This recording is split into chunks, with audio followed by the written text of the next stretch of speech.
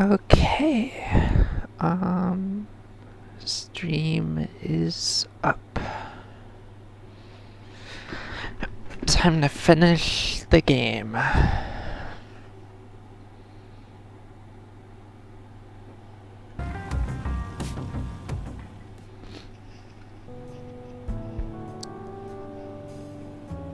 Can I talk to you for a sec? Sure. What's up? What's your take on the soothsayer? They're sick, whoever they are. I don't want to understand them. I just want to stop them from hurting any more people.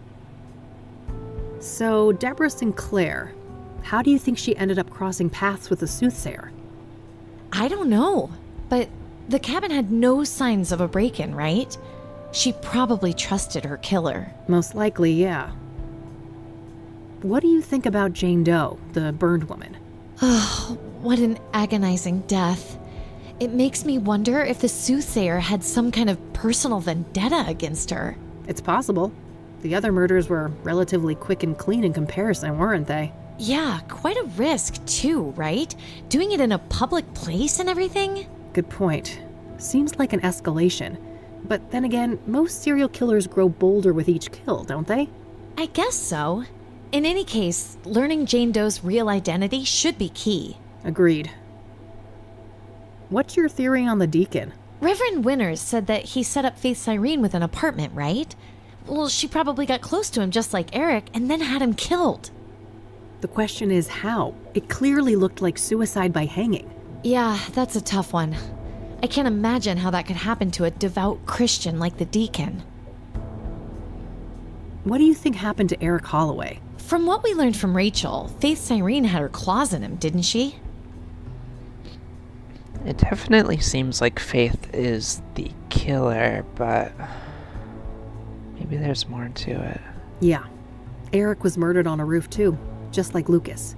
Everything points to Faith as the culprit.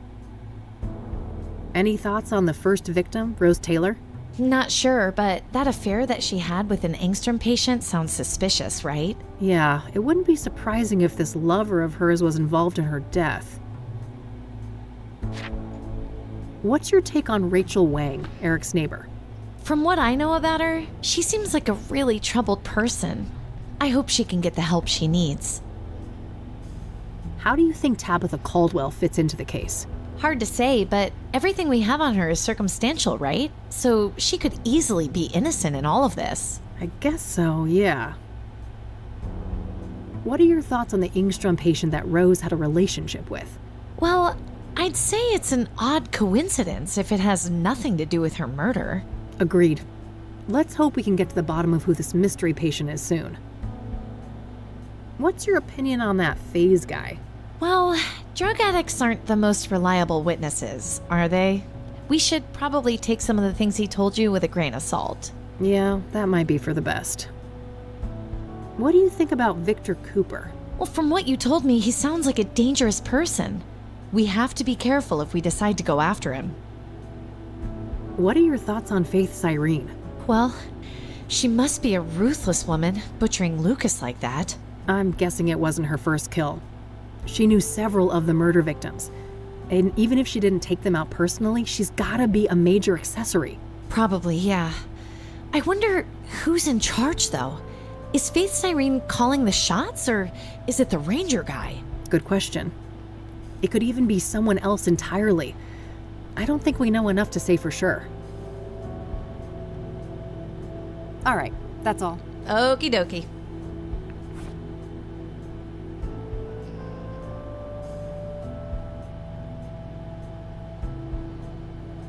I should listen to my messages before. Oh, I did not even notice that.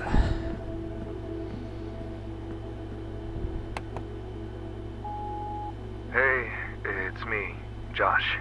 I heard you woke up and left. I just wanted to let you know that, things don't look good for you with Mr. Longhorn. He had a lot of friends here, and everyone's looking for a scapegoat. I've been trying to keep the guys off your back, but there's only so much I can do. So, yeah, I think it's in your best interest to come to the station voluntarily. It's only a matter of time until there's a warrant with your name on it. Oh, and I'm sorry about what happened before. I was in a bad place. Let's talk and clear the air when we can, okay? Bye. That doesn't sound good. Nope. We'll have to crank up the pace. No time to get derailed by the cops. But wait, don't we have to work with the police to stop the killer? Eventually, yes, but I know the cops in this town. The only way we'll get those boneheads on our side is if we give them the soothsayer on a silver platter. There can't be a shred of doubt. And after everything that went down with Lucas, the odds aren't in our favor. I suppose so. We better stick with the case then.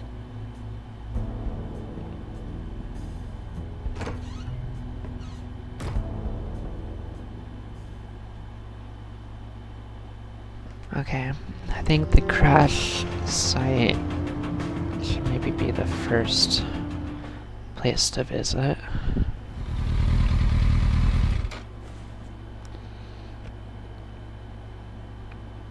I really lost control there, didn't I? That must be the spot. I don't remember the actual impact. No trace of the gun in this area. I should keep looking.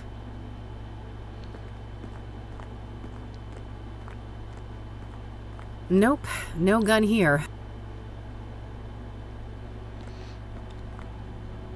Bingo. I can see something shiny down there. How to get it up, though? In real life, that's just some random industrial building. No need to go in there. Useful for heavy lifting. I don't need to do anything with that. Business as usual. As if I was never here. Just some guy on a break. I shouldn't bother him. Okay, so it's down there. It's the pills I was given for my head injury. Should be taken in case of any sudden headaches or dizziness. I don't think I have anything right now to get that.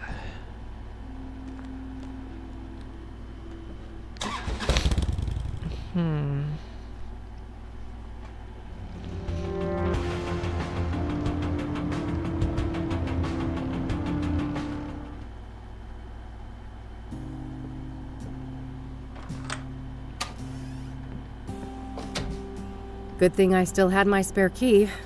Looks like the cops haven't been here yet, so I better work quickly before they get a warrant and ransack the place. Looks like Lucas has plotted out all the soothsayer murders here on a map. I don't see any obvious pattern. Just some old case files. I don't need to bother with these.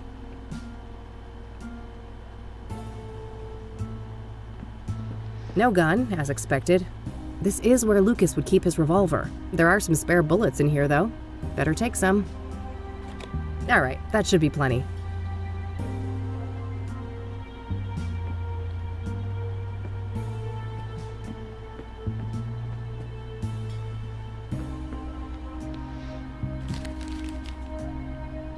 Doesn't look like anything of note was thrown away.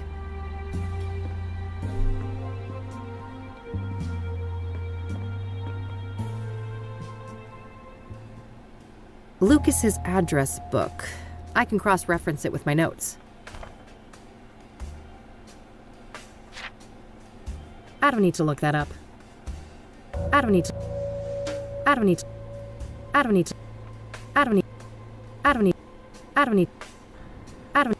look that up. I don't need to. What if I could, but I don't have a name to search for? I don't need to look. Worth a shot, but no, nothing. Nothing new, just her Onyx Row address, which I already have.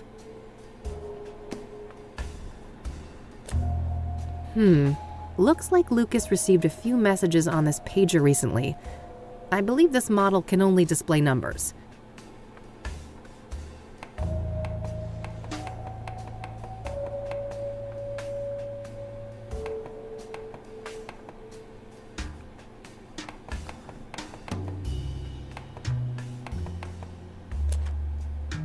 Now, I've got my own. The Longhorn Boys, Lucas and his sons. This photo must be several decades old. Standard KPD radio manual. Lucas probably used this to decipher police communications.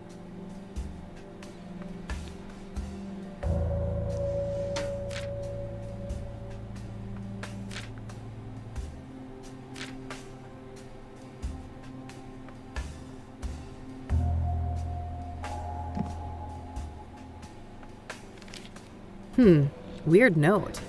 Some sort of reminder? Very cryptic. Knowing Lucas, this is some sort of reminder. That list of locations is interesting. I'm only familiar with the park. I wouldn't know what places the others are referring to. A police scanner for eavesdropping on the cops. Common practice in the PI business. All right, so this is what Lucas was up to this month. Hopefully I can find some useful clues in here. Jackson is Lucas's youngest son. Must be his birthday that day. This must be that thing Lucas mentioned about digging up dirt on the mayor. Shouldn't be relevant to me right now.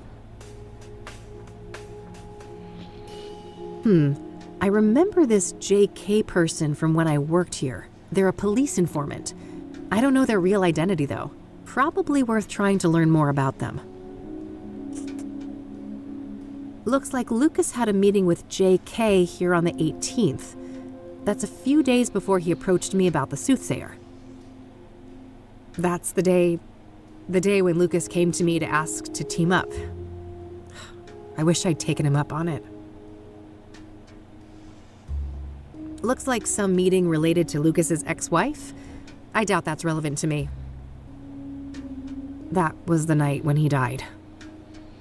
JK deliver here on the 25th. Was Lucas waiting for a delivery from the informant when he died?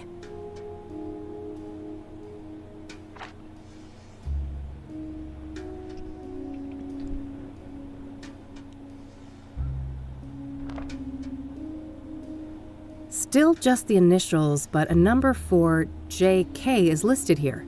I should give them a call.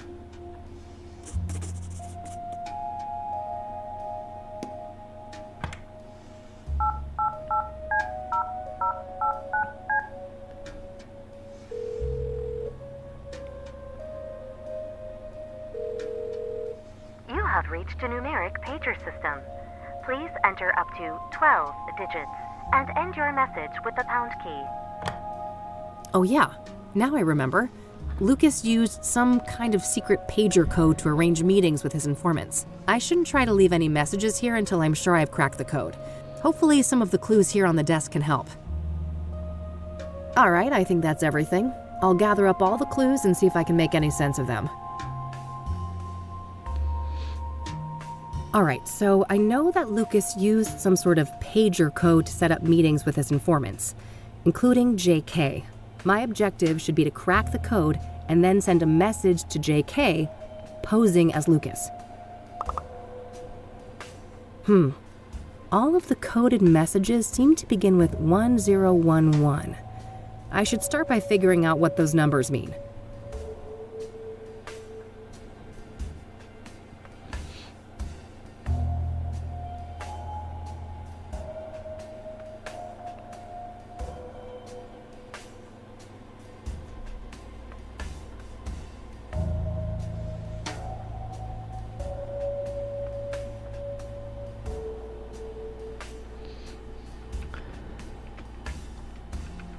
Oh, yeah! 10 and 11 match the positions for J and K in the alphabet. That can't be a coincidence.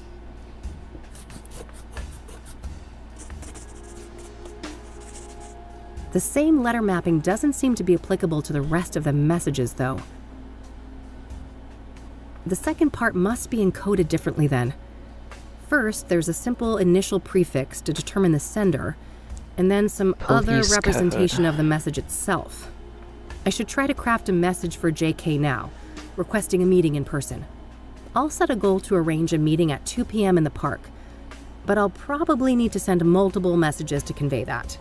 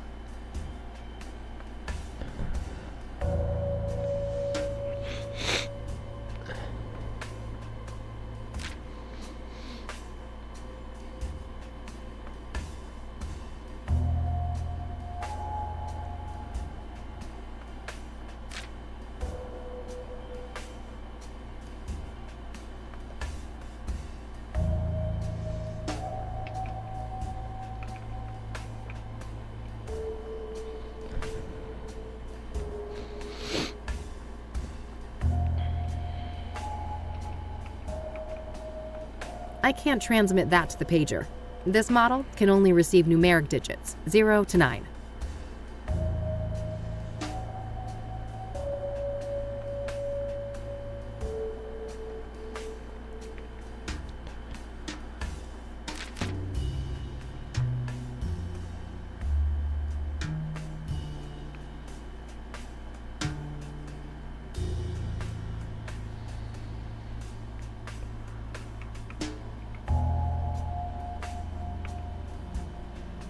No, I think the first part is wrong. I already figured out that the 1011 prefix means JK. I think I need to mirror that somehow. Lucas Long.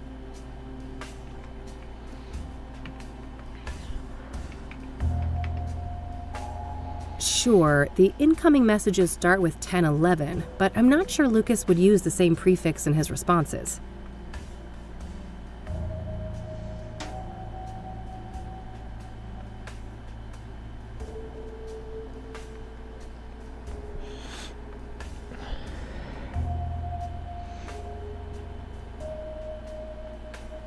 I know Lucas had multiple informants, so surely they each had some unique identifier? Otherwise, it would be impossible to determine the sender of each message.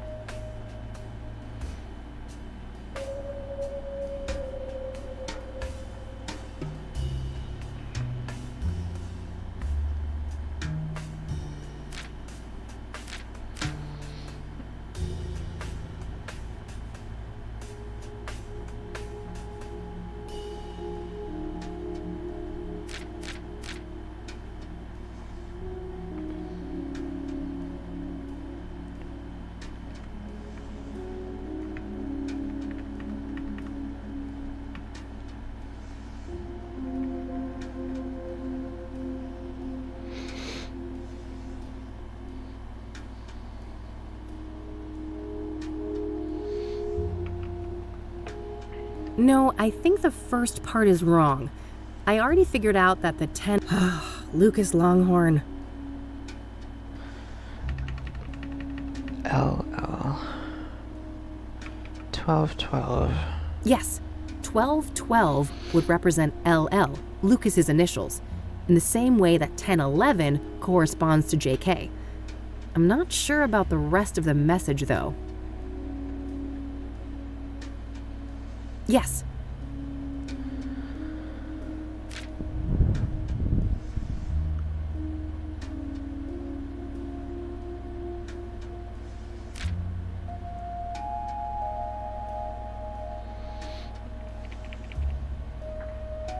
Hmm. 1212 should be the correct prefix, and the numbers after that match one of the 10 codes in the police manual. But I'm not sure I'd convey what I want with this specific 10 code. A 25. Yes, 1025 should convey that I want to arrange a meeting in person. I'll send that to JK's pager and see if I can get a response.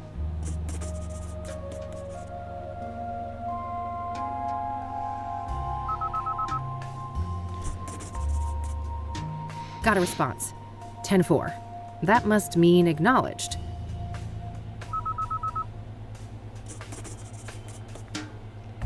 Another one. 10-20,000. Not sure what to make of that one, but I have a feeling that they want me to respond.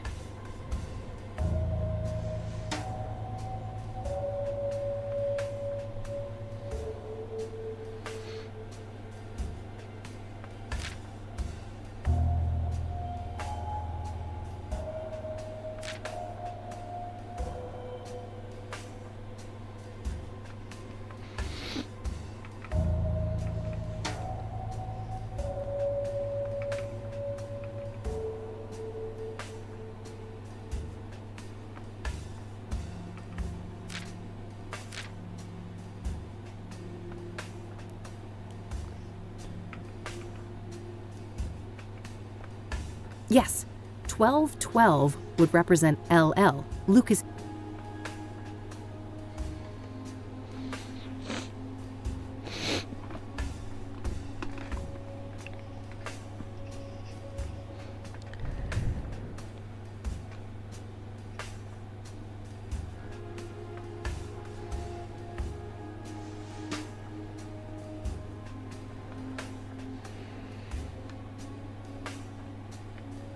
Yes, 1212 would represent.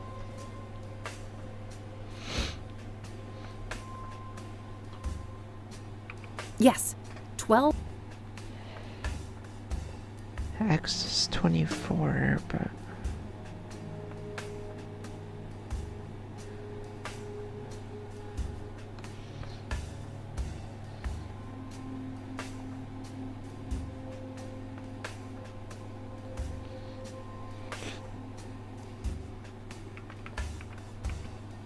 Yes, 1212.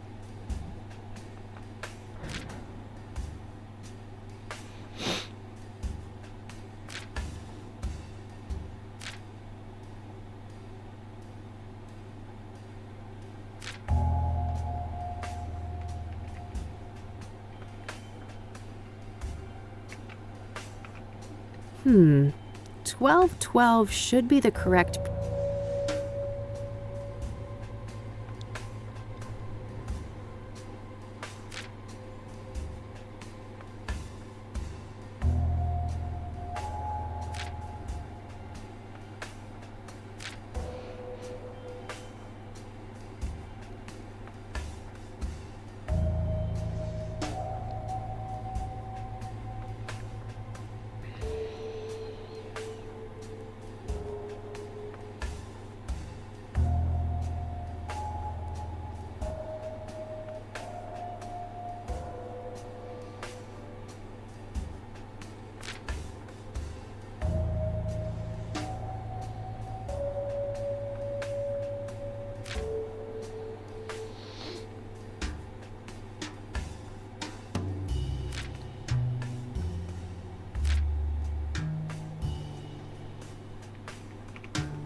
Hmm. 1212.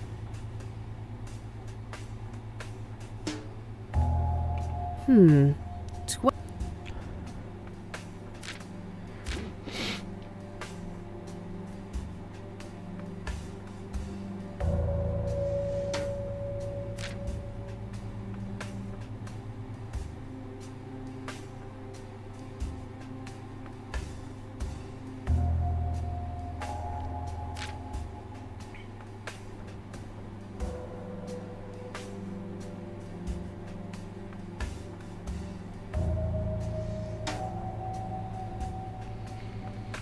Hmm. Hmm.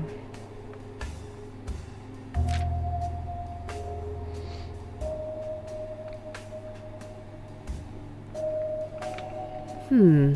1212.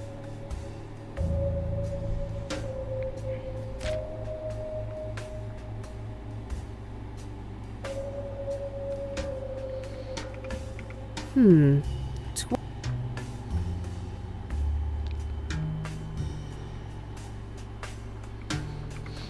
Hmm.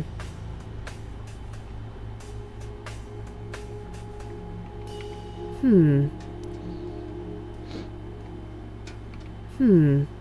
1212.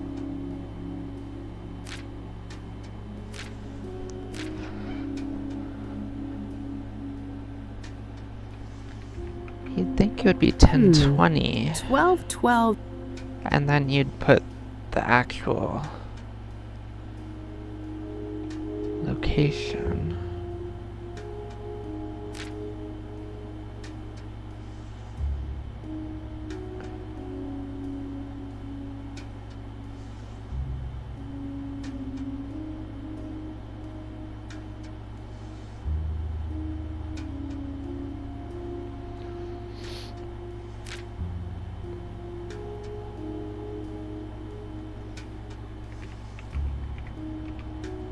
Hmm.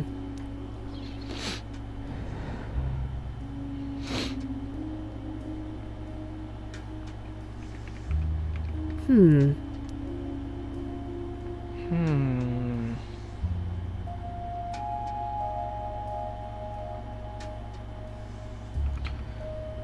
Hmm.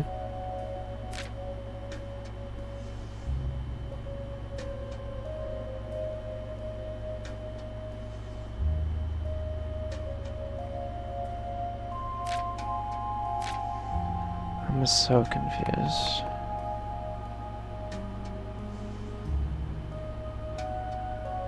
I'm not sure what 10/20,000 could mean. It's too long for a 10 code.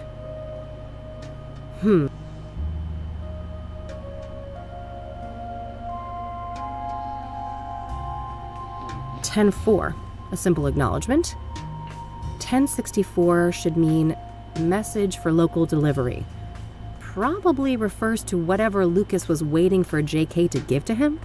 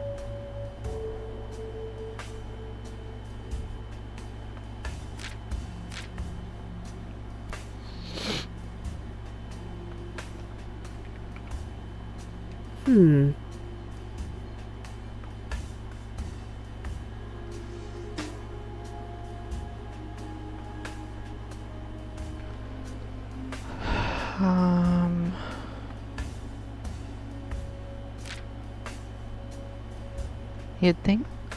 I don't know.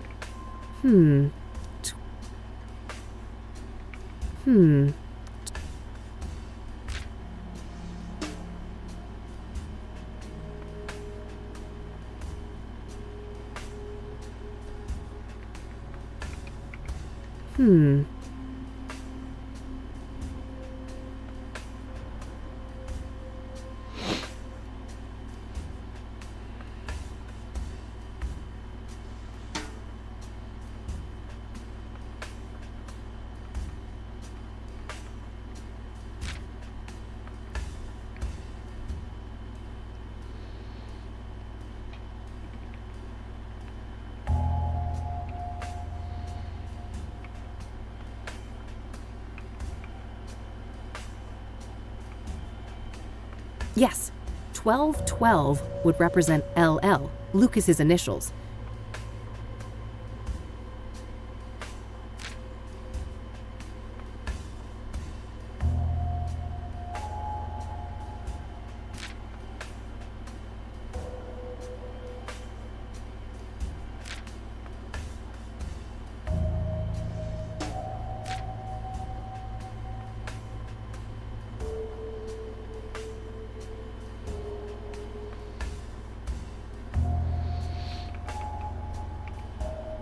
Hmm. 1212 should be the correct prefix, and the numbers after that match one of the 10 codes in the police manual. But I'm not sure I'd convey what I want with this specific 10 code. 1212.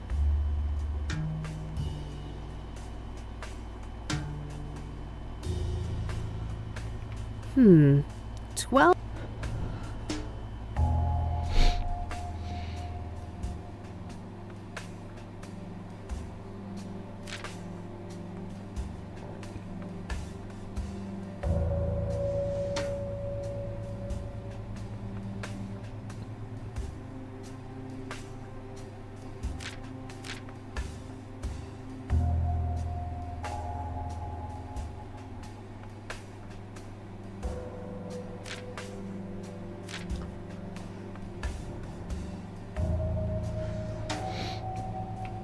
Hmm. 12. I'm so lost. 12. I'm just gonna try all of them. 64. Nope. 12.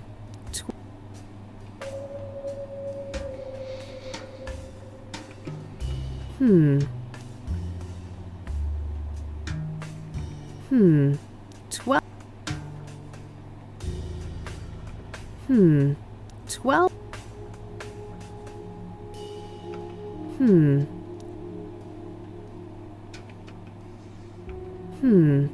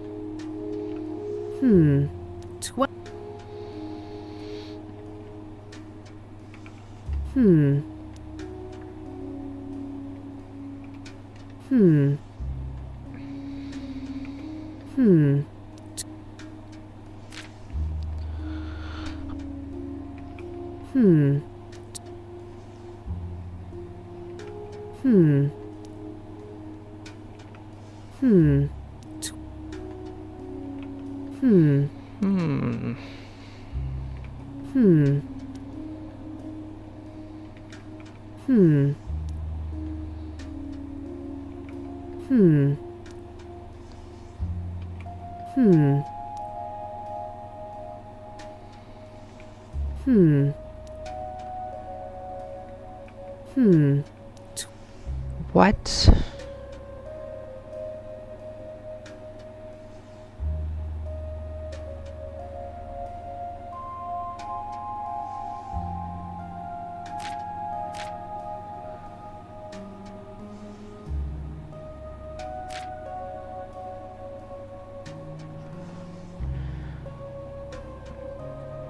One, two, four, four.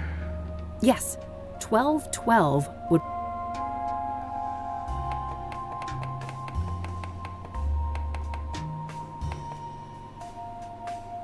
3333, huh?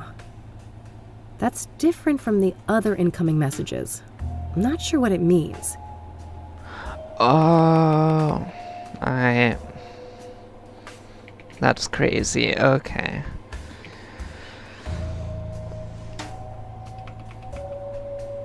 Yes, that should work. If the list on the post-it is correct, I think that this is the way to tell them that I'd like to meet at the park. That's so much easier than I thought it was. Good. Another acknowledgement. And a query once again, it looks like. If we've settled on the park as a location, what's this now?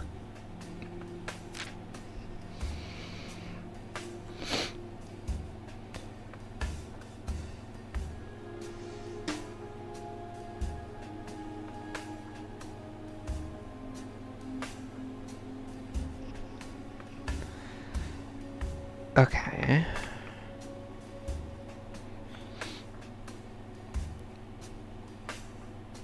So it could be 1077. And then a number. I'm definitely on the right track here, but I'm not sure. How can I get across that I want? So 2 p.m. would be... What if I just do 1400? Yes, that should work.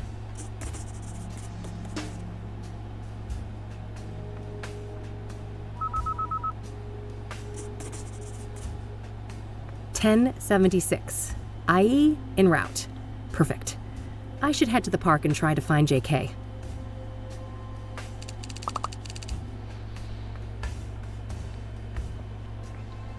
Crazy.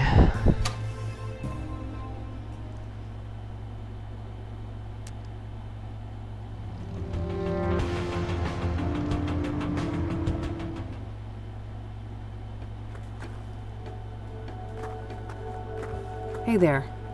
Are you JK? I don't know what you're talking about. No.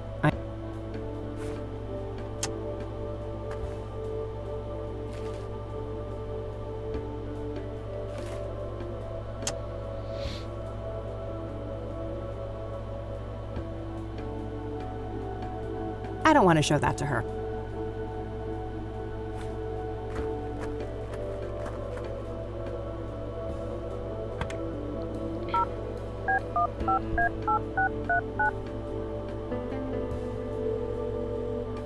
You have reached a numeric pager system.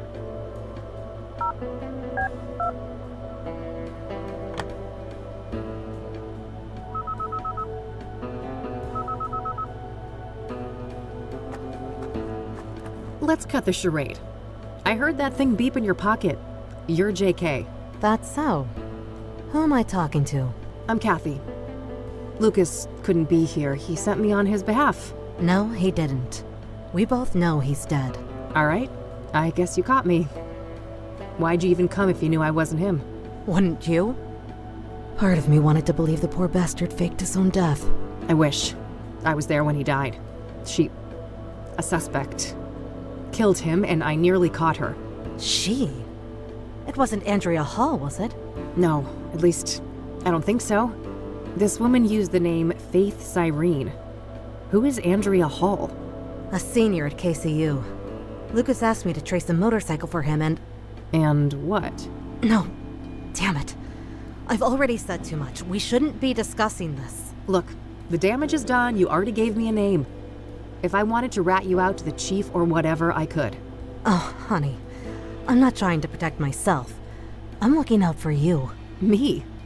You don't even know me. Why do you care? Because Lucas did. He stood up for me when no one else would. I owe that man a great deal. If anything, he'd want me to solve the case and destroy that harpy for what she did to him. No. I don't think so. He loved you like a daughter. You know that, right? Fuck off. Don't tell me that. Don't you think I feel bad enough already? That's what grief is supposed to feel like, hon. You're in a bad way, and I won't help you get yourself killed. Now go on. Get out of here. This lady can go to hell. She doesn't know Lucas. She doesn't know shit.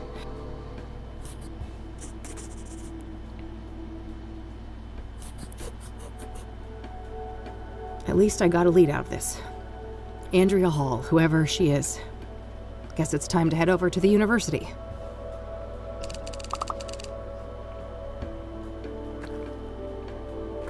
Pollution galore. Go for... no.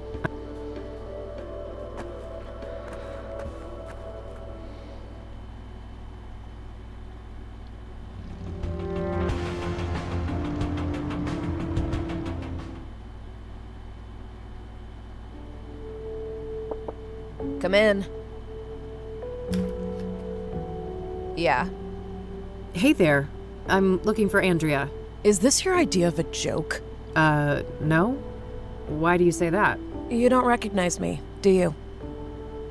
Oh, wait. You came to my office a couple weeks ago, didn't you? Uh-huh.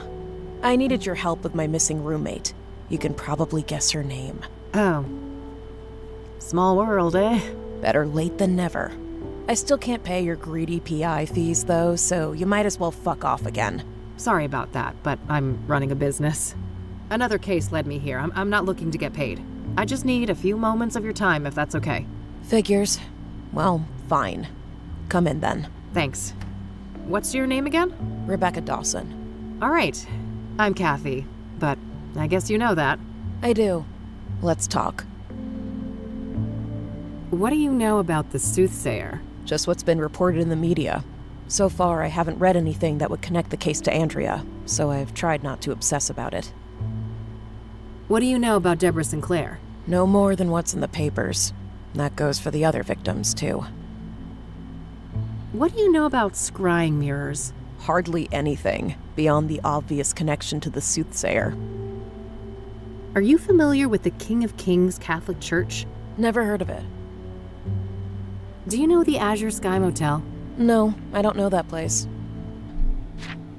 Have you ever heard of a drug called Pyre? No, I'm not a drug user. Does the name Rachel Wang mean anything to you? No, that's no one I know. Do you know who Tabitha Caldwell is? No, I don't know her. I don't want to ask her.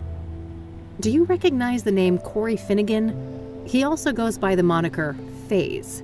Afraid not. I don't know that guy. I'm trying to find a park ranger named Victor Cooper. Do you know him? No, I'm not much for the outdoors. Do you know a Faith Cyrene? She's supposed to have some form of facial scars.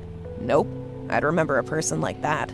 This might be a random question, but Andrea didn't have any facial scars, did she? No, not any obvious ones at least. Why? Oh, nothing. Just a wild idea. Can you tell me about Andrea's disappearance? Sure. Basically, she took off on her motorcycle one night and never came back. Didn't say where she was going or why. She was a biker, huh? What kind of motorcycle are we talking about? Well, it was black, pretty big, looked kind of sporty. I think she said it was imported from Japan. Got it, yeah. I happened to see one just like it a few days ago. Please, continue. Yeah, so, at first, I wasn't worried about Andrea. Suddenly leaving for a day or two wasn't unusual for her. After a week, though, I felt that I had to file a missing persons report. Total waste of time, that was. I can relate.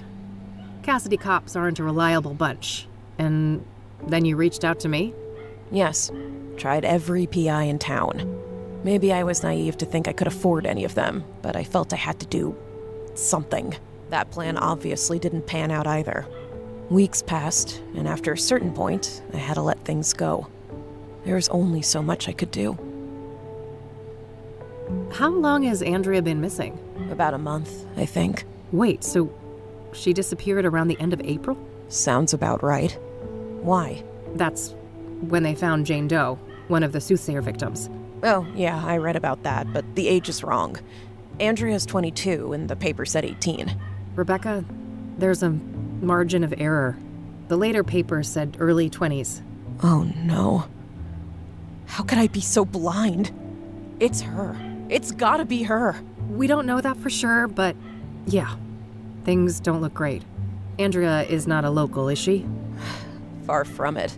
She came from Australia. That would explain the lack of dental records, too. Fuck. We need to tell the cops all of this, don't we? We do, but let me handle that, okay? I have more evidence to share with them. Okay. God damn it, Andrea. What happened when you filed that police report? Well, they didn't take me seriously at all. I told them the truth about Andrea, and they immediately dismissed her as voluntarily missing, like she was some stupid teen runaway. They never even bothered to come and look at her stuff.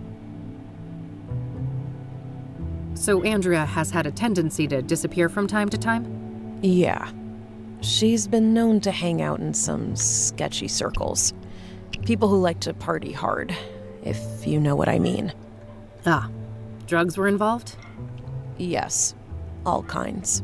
Who were those sketchy people then? Got any names? No, I didn't want anything to do with that crowd. What was Andrea like? She was brilliant.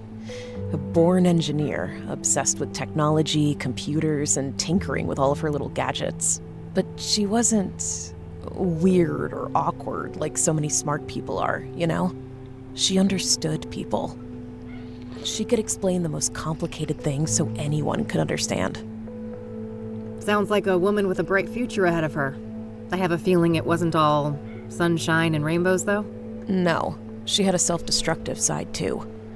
I think she saw herself as a thing to push to the limit, just like her machines.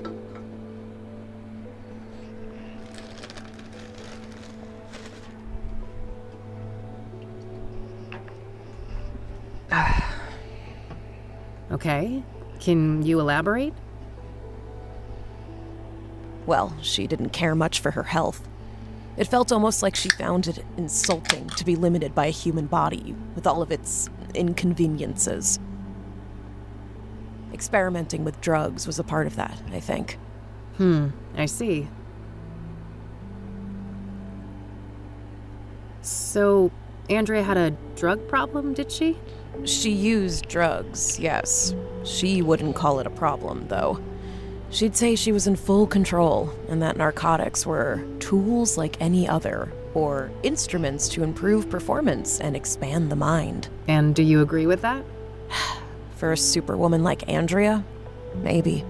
She seemed to have a handle on it.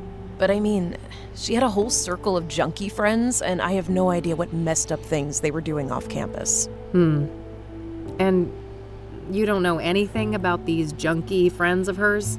No. I tried to keep a healthy distance from those people. If you know so little about them, how do you know they were even junkies? Trust me. I grew up in Cassidy. I've seen meth heads on the street since kindergarten. Yeah, point taken.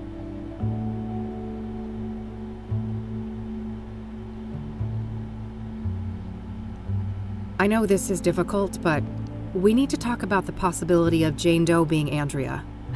Such a horrible way to go.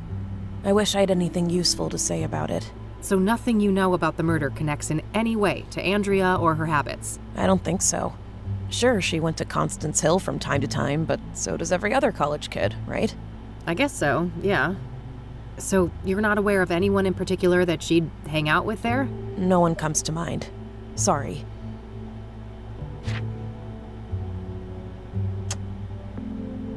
That's all for now, thanks. Mind if I have a look at some of Andrea's things? Go ahead. I'll take care of some homework. University textbooks. These look to be mostly related to the humanities. That's quite badass, I have to say. I could see myself wearing that. Half-decent zombie movie. I forced E to watch it. Good times. Some indie art house movie. That's pretty new, I think. Handy for some tunes outside, I'd imagine. Looks like Rebecca is getting ready for the summer break. So tidy. Reminds me of Eileen, despite Rebecca being the polar opposite of her in nearly every other respect.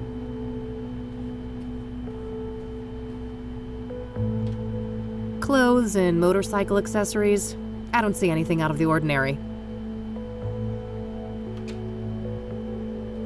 What a mess. There are lots of entangled cables of different types and sizes. If I knew what I was looking for, I might be able to dig up something useful from here. Andrea's CD collection. There are a lot of records by Sunbeat, Route 6, and Perplex. Reggae music, based on the covers and song titles.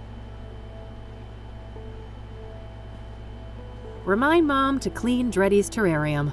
Maybe Andrea has some kind of pet reptile back with her folks? Looks like some Rastafari thing. I suppose Andrea was into that stuff. Various gadgets, gizmos, and doohickeys. Yes, I've been known to take science classes. Damn, impressive setup. Andrea must be a hi-fi aficionado. Just your average schedule. Nothing but classes and school events noted here. There's a spool of metal wire here. I could probably find a good use for that.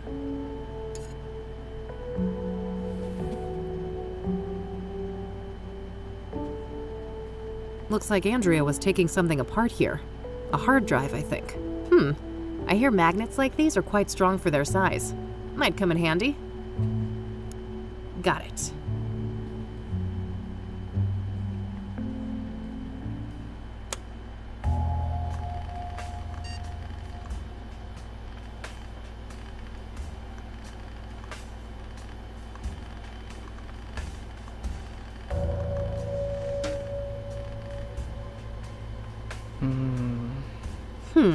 This looks like some serious encryption.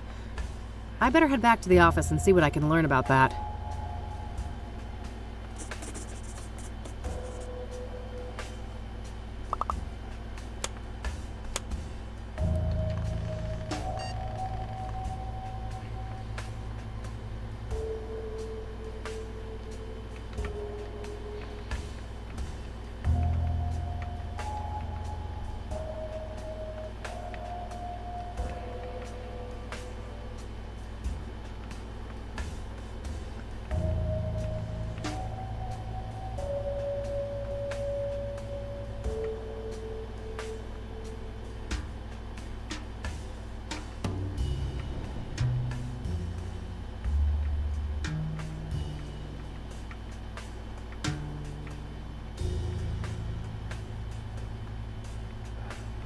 Oh.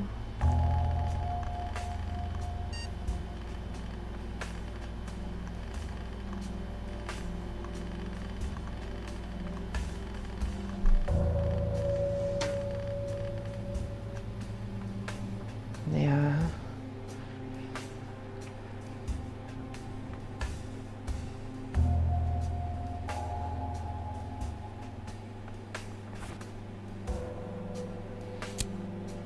All right, that should hold nicely.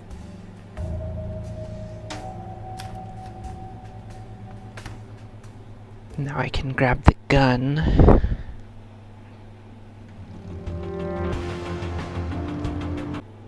Yes, got it.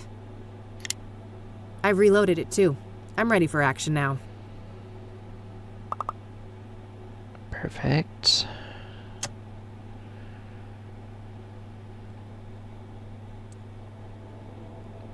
According to JK, Lucas asked her to trace a motorcycle which led to a case. The Chief Ranger should have some useful information about Cooper. I'd love to see what's hidden on Andrea's computer. I better figure out how to break through her security measures.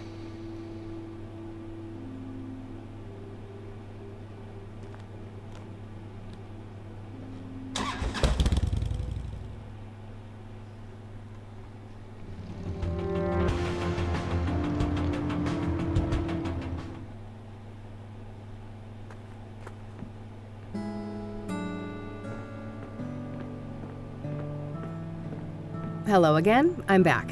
Oh, hi. Chief Walker is on duty now. You'll find him past the door to your left. Ah, great. I think I'll have a chat with him then. Sure. You have a nice day now. Thanks, you too. Yes, come in. Chief Walker? Yeah, that's me. Who's asking? Kathy Rain, private investigator. Oh, another one. I thought you'd all given up by now. Sorry to disappoint, but this gal is more stubborn than most. Apparently. Go on then. What do you know about the soothsayer? You're a PI. You know how this works. You'll have to make do with my statements in the press, just like everyone else. Did you know Deborah Sinclair well? I did, yes. I considered her a friend. I'm sorry. That must have made things hard for you. Indeed. It was somewhat of a relief when the City Boys took over the murder case. What do you know about scrying mirrors? Well, we both know how they relate to the murders, but other than that, I haven't come into contact with them. I don't want to ask him about that. I don't want to. Are you familiar with Pyre? I have no idea what you're talking about. Never mind. Guess you guys never got that far. Does the name Rachel Wang mean anything to you? Afraid not. I don't know who she is. Do you know who Tabitha Caldwell is? No, I've never heard that name before. I don't want to ask him. Do you recognize the name Corey Finnegan? He also goes by the moniker FaZe. Doesn't ring a bell, no. I'd like to speak to Ranger Cooper. Can you arrange that? No can do. Ranger Cooper is on leave for the time being. He is? Why? Personal reasons. He'll be back on duty in a few weeks.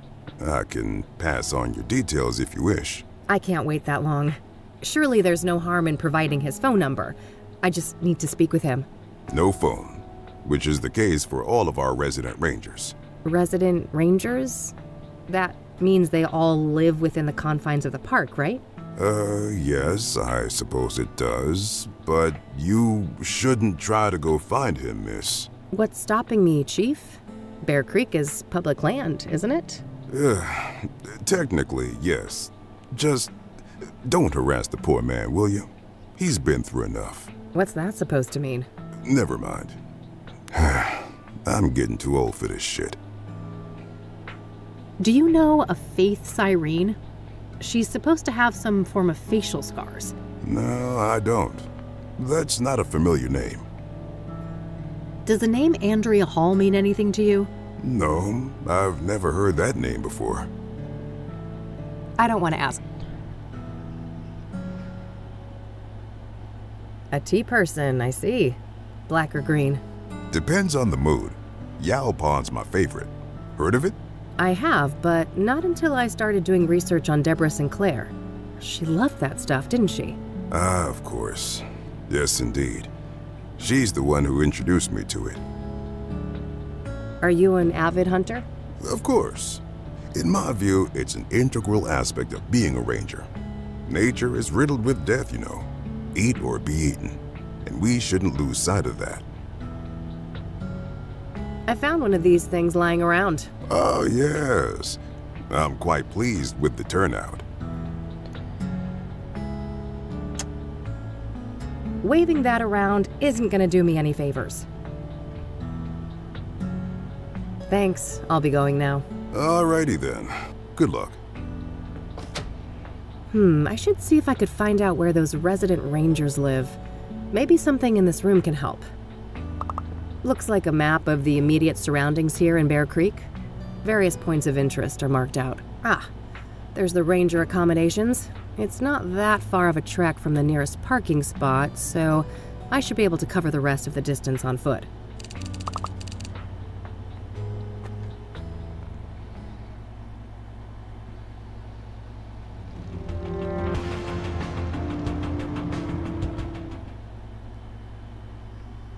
There's so many locations in this game. More than the first one had. All smudged. Can't see jack shit in there. It says, this building is federally owned. I believe that's the standard for national parks. No state jurisdiction. A handheld lantern. Kerosene, probably? In any case, I have no need for that right now. The stash is on the smaller side, but I guess we're nearing summer now. They probably plan to refill it in the fall. What a monstrosity. I couldn't even hope to lift that thing.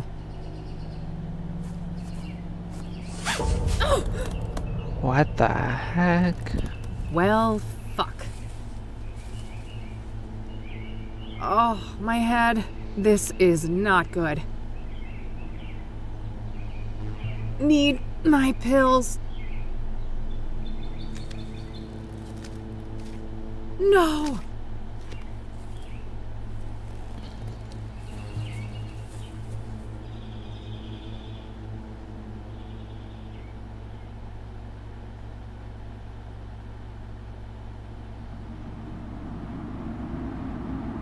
Do you see? The noose, the iron. Those were the holy instruments of my rebirth. Wait, this is how Isaac Price died, that psycho priest in Conwell Springs.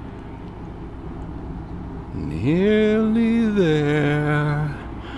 Fight your ignorance, child. No, it can't be. You can't actually be him. Can't I? I told you, there is no death, only change. When everything burned, the Crimson One slipped out of his suit and skittered away like a cockroach. With a heavy heart, I donned the mantle. I became Mr. Burgundy. And now my form is his shelter.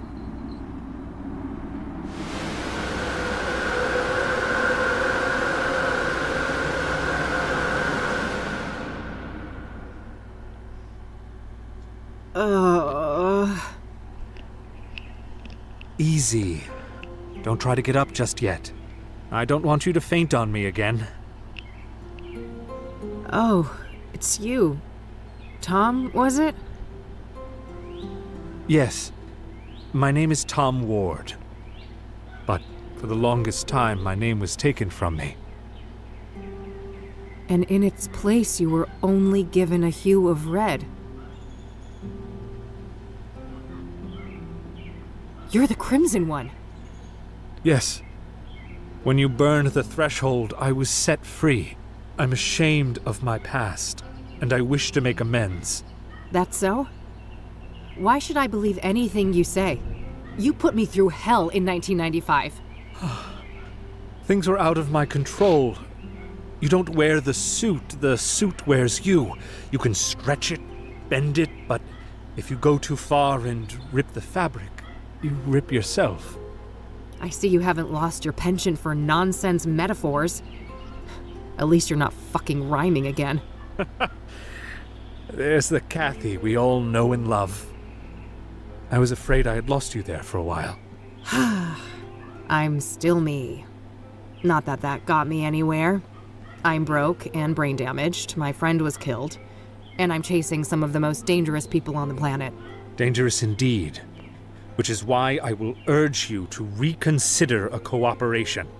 We have a common foe, and you will need allies. For all I know, you're the same bastard you always were, and this is all some kind of double cross. If it was, it would be quite an elaborate one. Weren't you completely helpless a few minutes ago? I guess so. I should say thanks for that. You're welcome. I understand that all of this is a lot to take in, and in due time, I'll explain everything. You better. I don't know what the hell is going on, and you're just giving me more questions. I realize that, but this is neither the time nor the place. When circumstances allow, I'll come find you again. Just wait a minute. Oh, getting woozy again.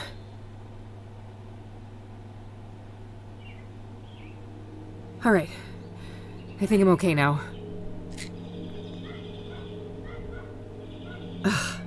Well, he's gone. Again. Guess there's nothing I can do but check out the cabin. It's the pills I was given for my head injury.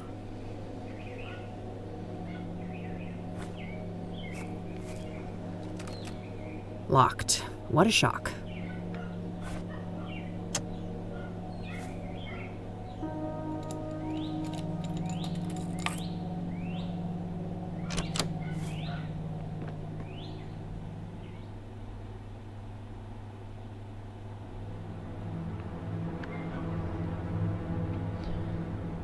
Decent-sized heater. This must eat quite a lot of firewood in the winter. I doubt this place is well insulated. Various books. Nothing looks out of the ordinary. Gas stove. Guess there's no electricity out here. He's got running water, though, at least. Dishes and cutlery. Nothing interesting.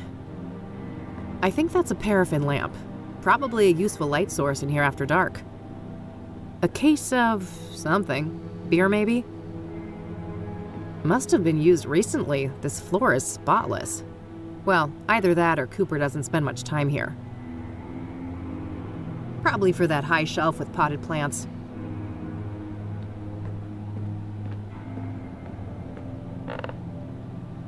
Huh? What was that?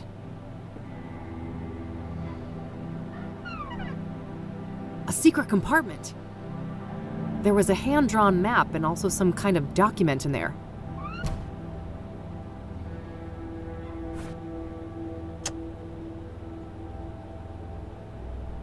Whoa, this is an Ingstrom discharge form from last year. The name on here is Victor Kopernik, though, not Victor Cooper. Cooper, Kopernik? They're quite similar.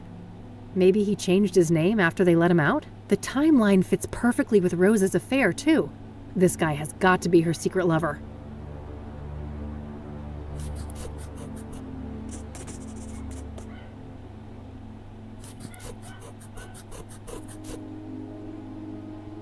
I better head back to Ingstrom's tomorrow to follow up on all of this. It's too late to catch their visitation hours today. Looks like Cooper has drawn a map here. A path through some kind of tunnels. There's no indication of where this is, though. Maybe if I had something to compare it with?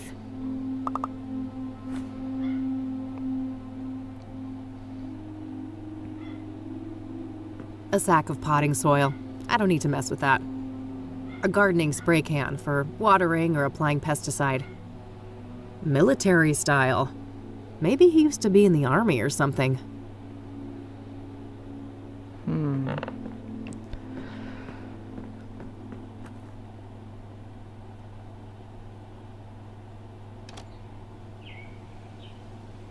Say what you will about Tom, but he did save my sorry butt.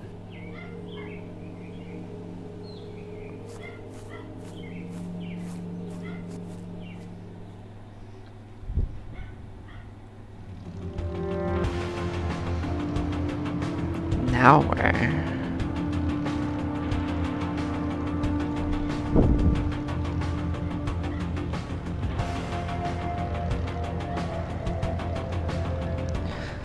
I still need to crack that computer. I think that's the last thing. Hey, hey! Hey, E.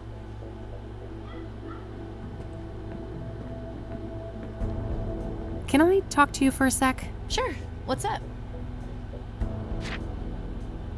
So, I found out that Lucas's investigation led to a college student called Andrea Hall. Interesting.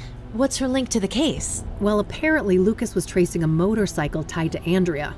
Here's the kicker, though.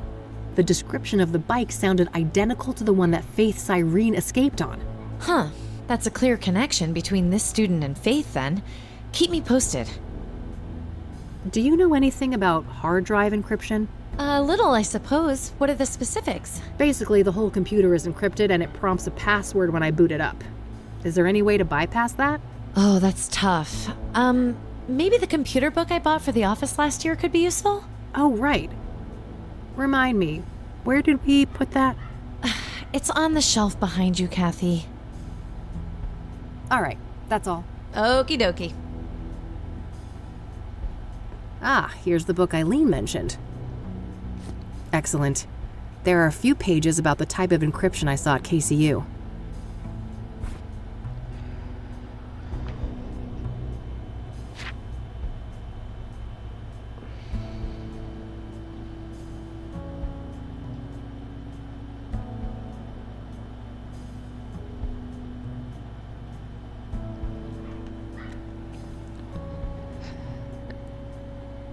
Flywire connection.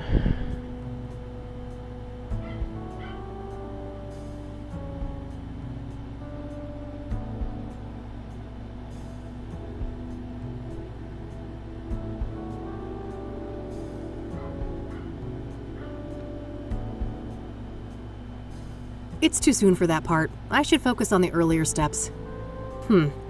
Looks like I need to get my hands on a second computer. It's too soon. It's too soon.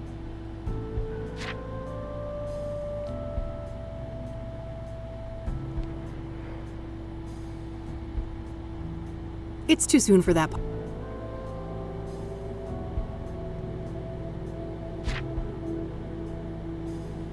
This should be useful.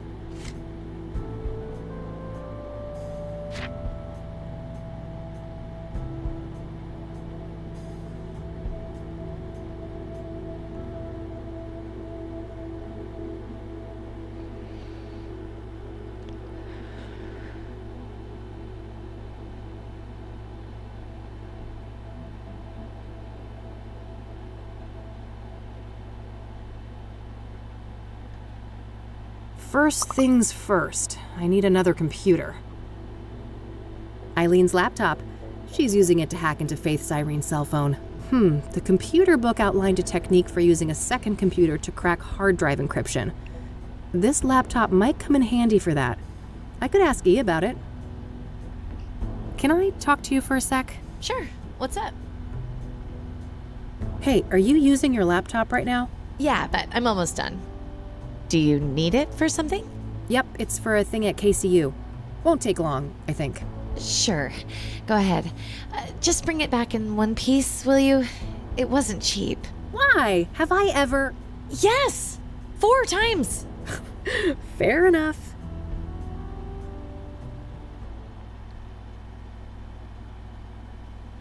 All right, there we go. I've got the laptop set up. Time to deal with the next steps in the book.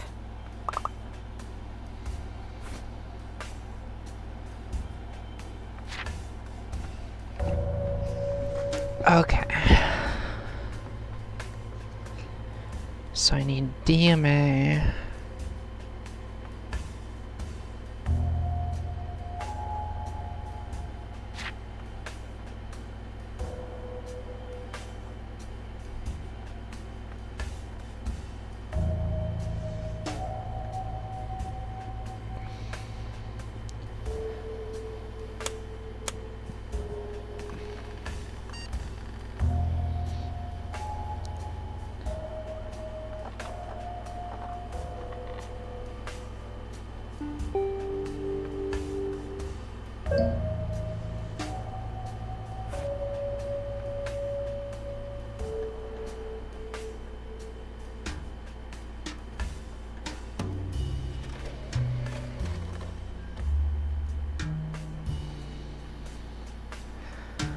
Okay.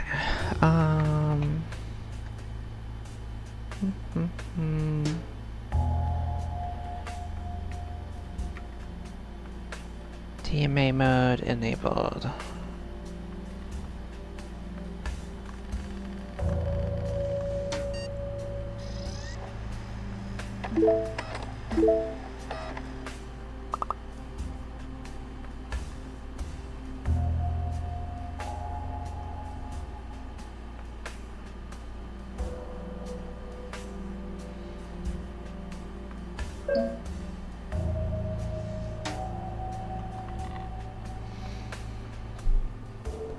Cable disconnected. Ah, here's that type of cable that was mentioned in the computer book. Got it. It's pretty short as far as cables go, but it should get the job done.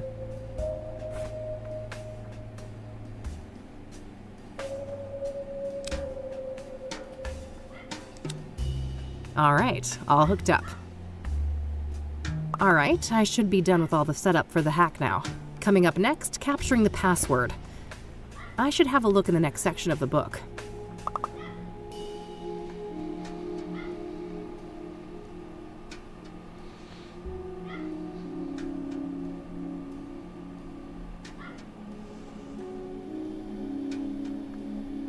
SecVault 1012.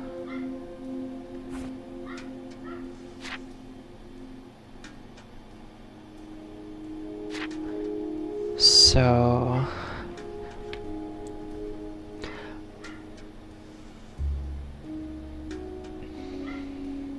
1A2B1012.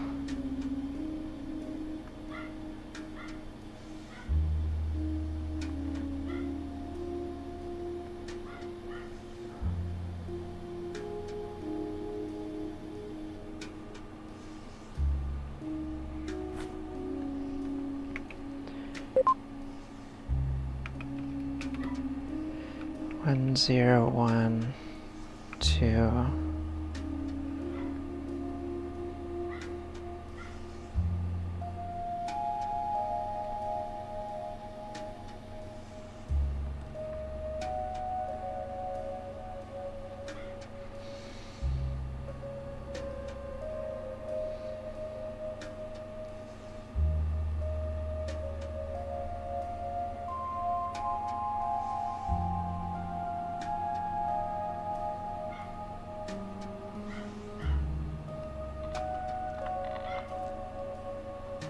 How would I...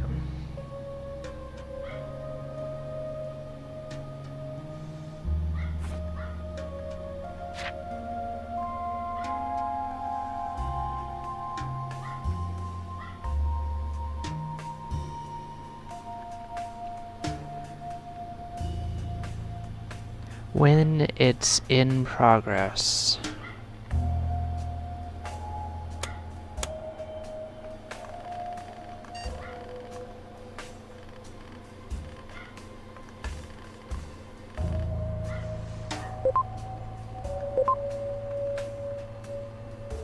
Perfect.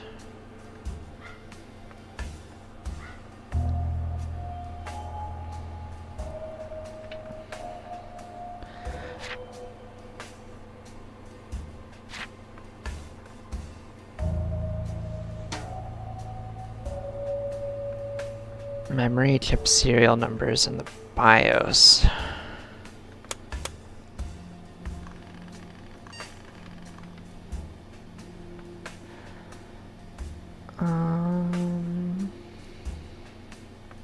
X20A90? No, that's the...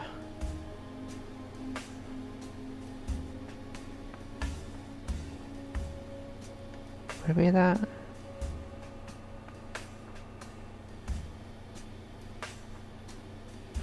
Four two 1162.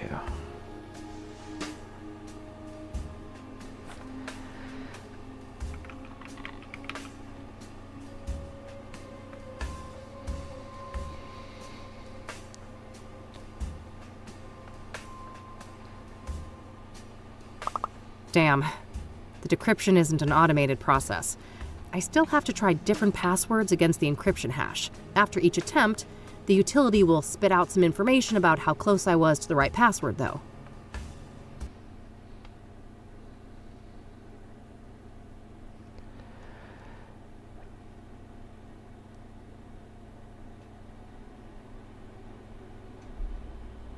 Okay.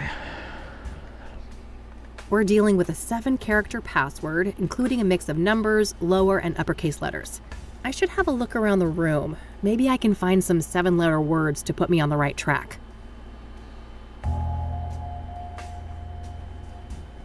Huh. Makes me think of the Black Hats, the outlaw bikers I met a few years ago.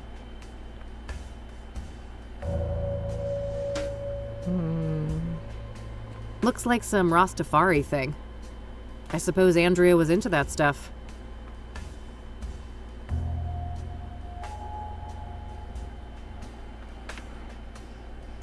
University textbook. Andrea's CD collection. There are a lot of records by Sunbeat, Route 6, and Perplex. Reggae music, based on the covers and song titles.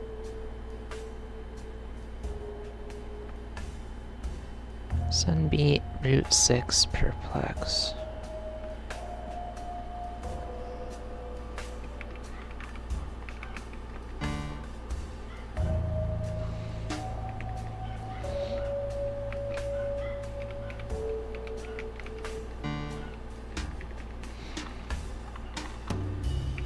Perplex.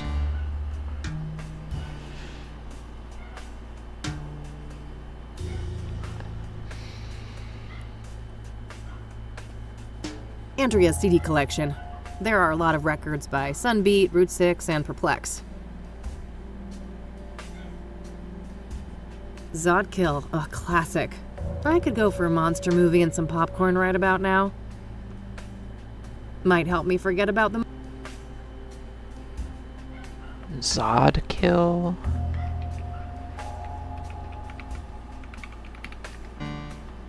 Nope. Perplex was the closest.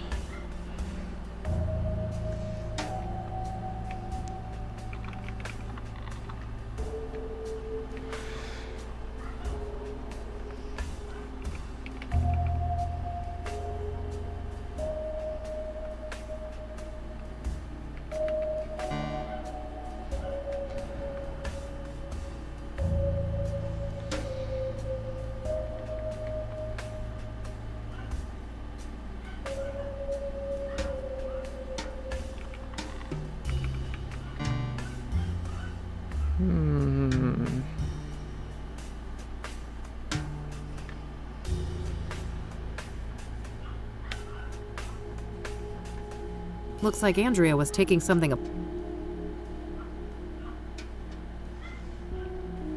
Remind Mom to clean Dreddy's terrarium. Maybe Andrea has some.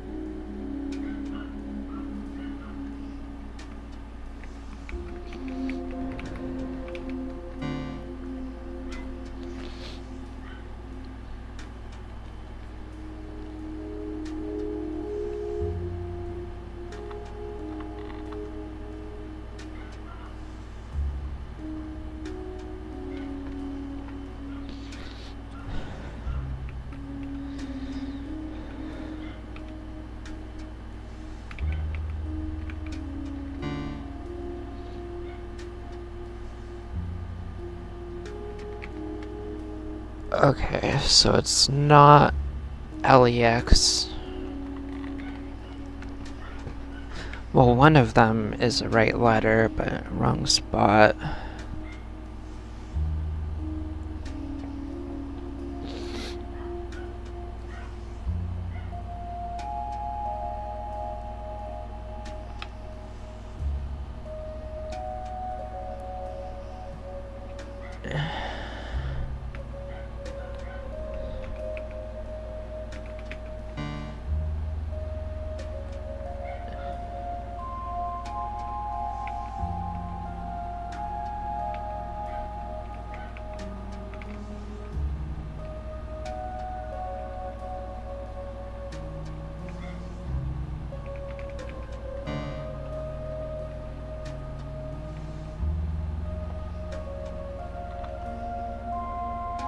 Some indie art house.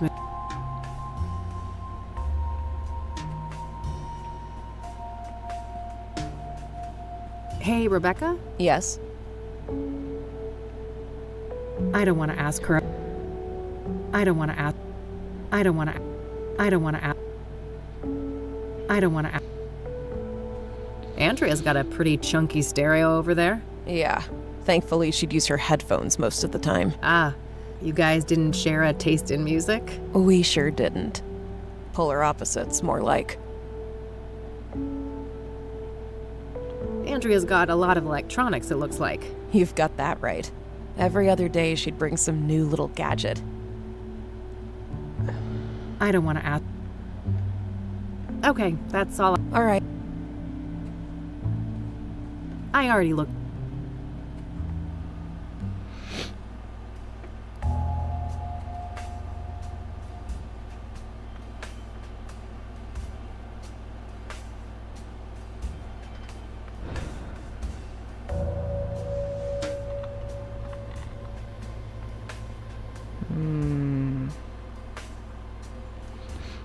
Lowercase, uppercase, numeric.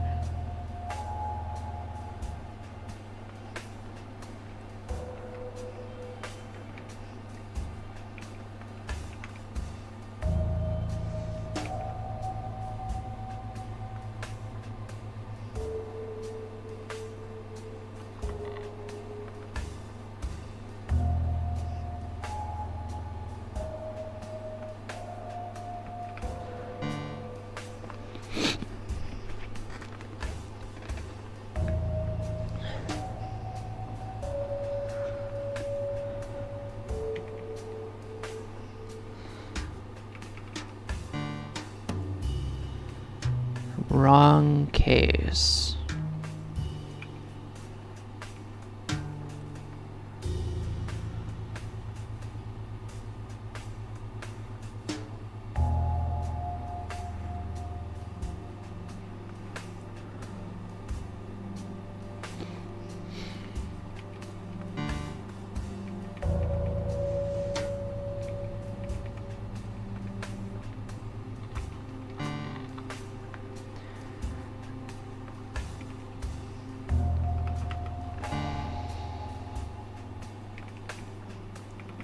Three, 4, 4.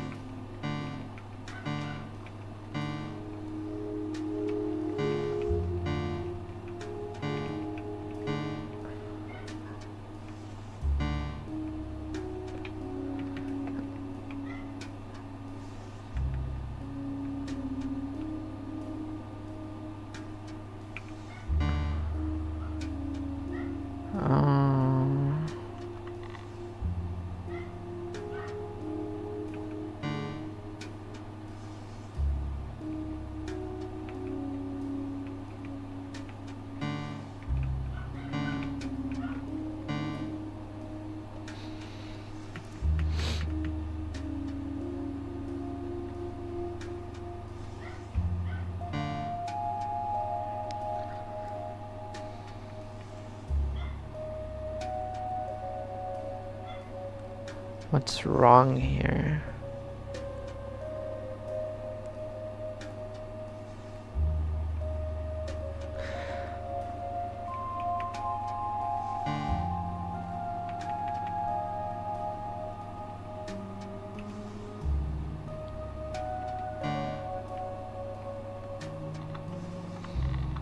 So the R's right. But the U is wrong.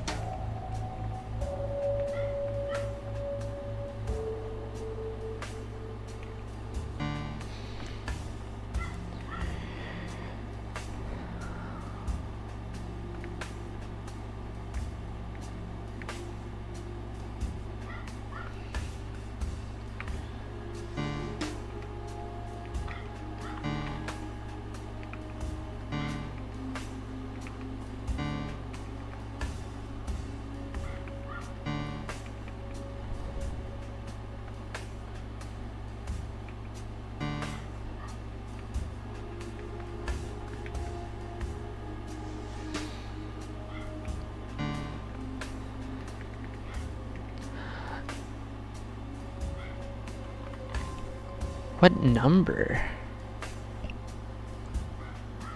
What number looks like a U?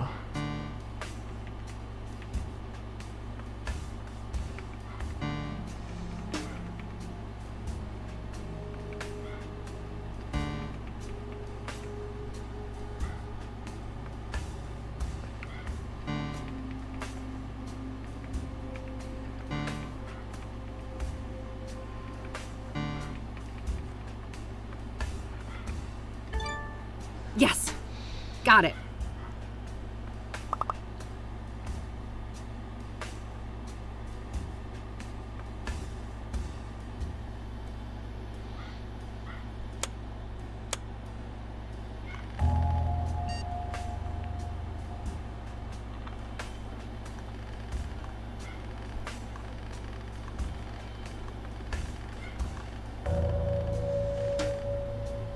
Moment of truth.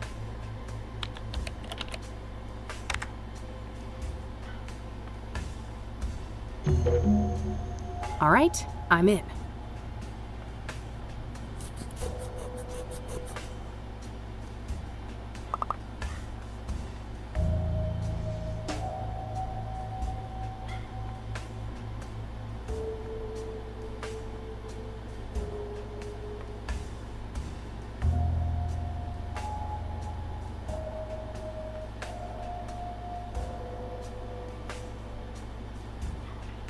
The old mines, huh? A good place to hide. They're enormous. Practically half the state is filled with them. I'll need more specifics to track down a site like that.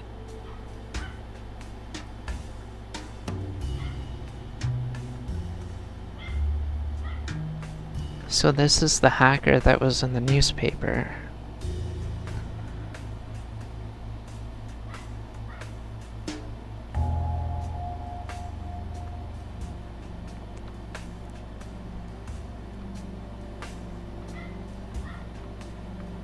Not sure what to make of all this, but it sounds like Andrea was in cahoots with the pyre dealers, building some kind of secret base for them.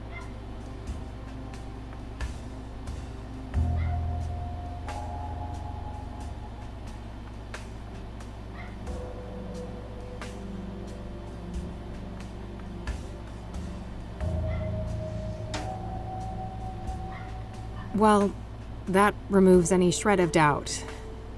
Andrea Hall was Jane Doe. Sounds like something about pyre scared the shit out of her. Did that have something to do with her death?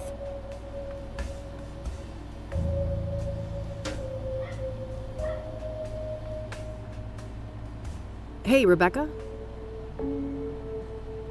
Yeah? I'm done here. Gonna head out. Thanks for the help. no problem. Did you learn anything? I did, but it's not looking good. Andrea was involved with some bad people. I think it's more than likely that she's Jane Doe. I'm sorry. God damn it. I fucking knew it. I need to process this. You'll talk to the cops, right? I can't deal with them right now. Of course. Take care of yourself, Rebecca. You too.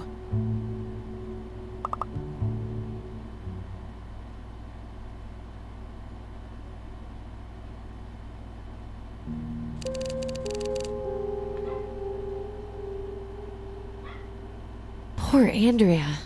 What a horrible way to go. Indeed. Can't say I envy her. We shouldn't forget that she wasn't all that innocent, though.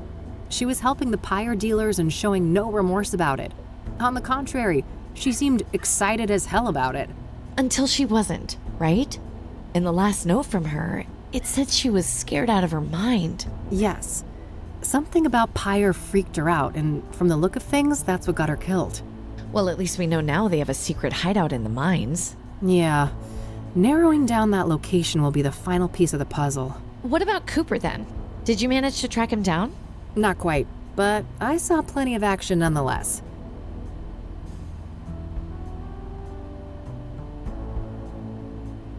Copernic, huh? I wonder why he changed his name. He was discharged from a mental institution. Maybe he just wanted to throw a wrench in background checks? Yeah, I suppose that could be it. What about this Tom guy then? Do you think we can trust him? I don't know. I think so, but it's complicated. It has to do with everything we went through in 1995. Oh, you know we never really talked about that. Over the years, I've started to remember things. Fragments. It wasn't just some nutty priest, was it? No, it was something much more sinister than that. And I think that these murders are somehow connected to it. All the more reason to stop the soothsayer then. Agreed. Anyway, how have things been progressing here? Any luck with the phone? Easy peasy. Cracked and ready. I had a peek in the contacts, and guess who I found in there? Who? Tabitha Caldwell, that florist lady. Damn. So Faith Cyrene knew her. Tabitha's involved then. She's gotta be. Yeah. At least her name was in Faith's contact list. Whatever that implies. The implication is fishy as hell. Let's leave it at that. Anything else? Not that I could find, but you know this case better than me. Any ideas? Well, there's this one thing. Rachel Wang mentioned this upsetting phone call. Oh, right. Outside Eric's apartment, wasn't it? You even had the date and time. Yeah. Here's the transcript. January 14th, 4:15 p.m. Okay. So? Got it. Lasted a couple of minutes, apparently. The number is not in the contact list. 555-059-325. Oh, fuck. What? I know that number. That's the Ingstrom Psychiatric Hospital. Oh. Well, that's easy. Probably just this Copernic guy, right? He was a known patient and in cahoots with Faith. No, that's impossible. He was discharged last year. And this was January. So someone else made that call. Well, I guess I have a plan for tomorrow then. Tabby's Garden, then Ingstrom's. Yes, I'll stay here and look into Copernic more, now that we have his original name. Sounds good. You on the bed? Nah, couch is fine. Sleep tight.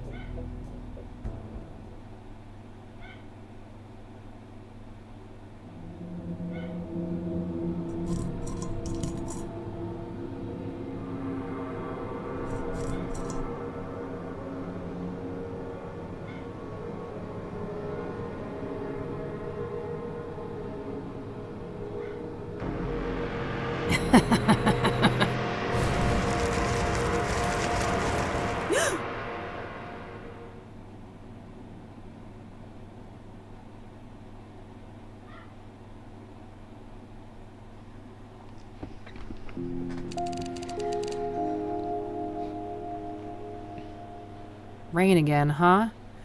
Let's go see if E is up yet.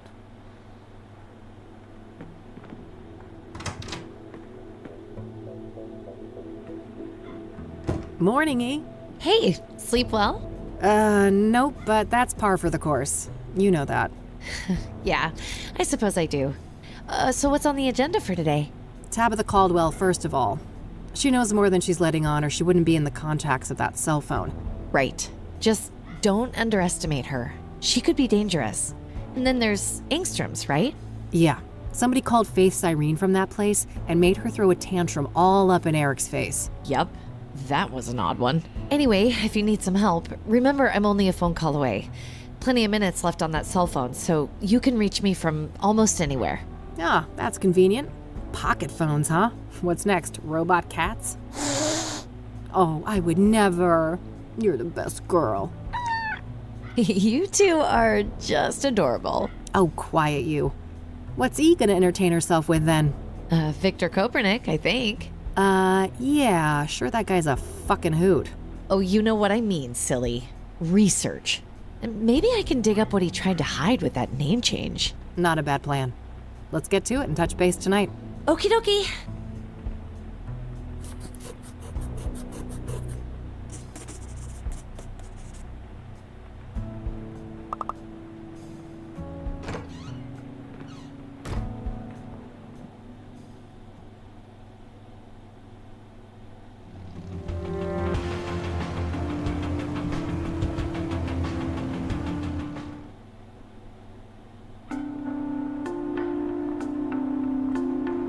Closed on a regular workday, huh?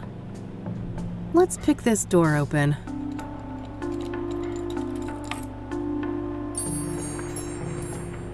Hello? Tabitha?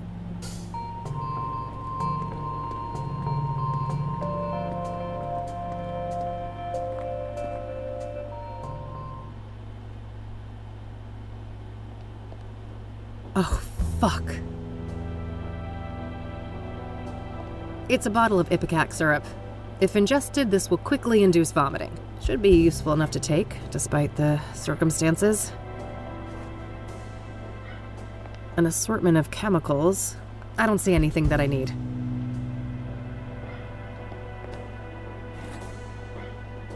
Nothing but office supplies. Looks like Tabitha's address book. Might contain some clues.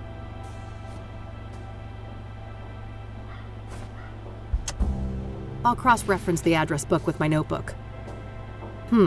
No, there was nothing in common between my notebook and this address book. That's unfortunate. I was hoping to find Faith Cyrene in there. I should check again if I add more clues to my notebook.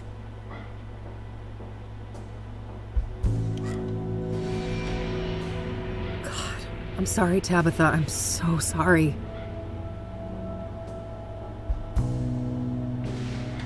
It's the mirror. The soothsayer was here. Multiple stab wounds to the chest, just like Rose and Deborah.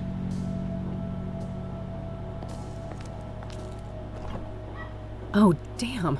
These are red scythe flowers. She's been growing them. Something tells me I just found the key ingredient of pyre. The question is, was Tabitha an unwitting participant or a full-on co-conspirator? I think I found everything in here. I gotta get the hell out of this place before someone sees me. I'll wipe everything I touched and then call the cops from a payphone.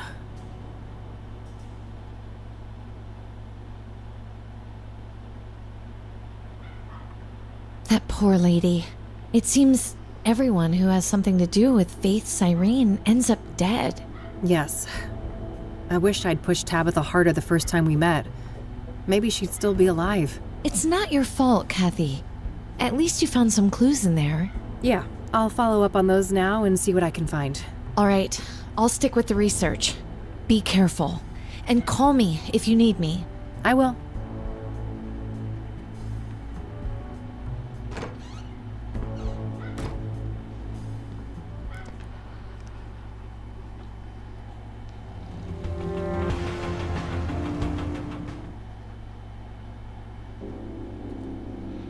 Oh, what happened? Police there? tape? What the heck?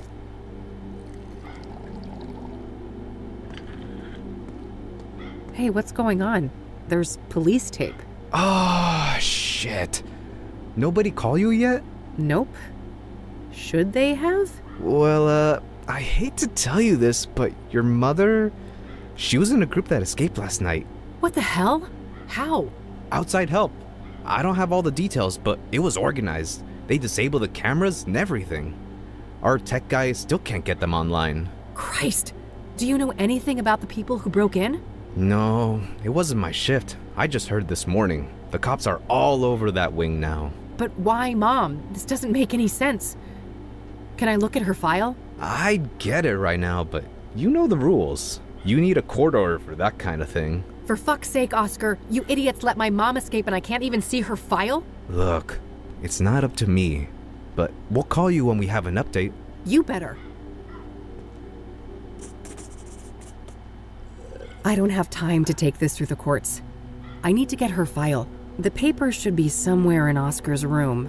Maybe I can get rid of him somehow? Hey, I need to ask you some more questions. No, that's enough. I'm sorry about your mom, but you're nothing but trouble.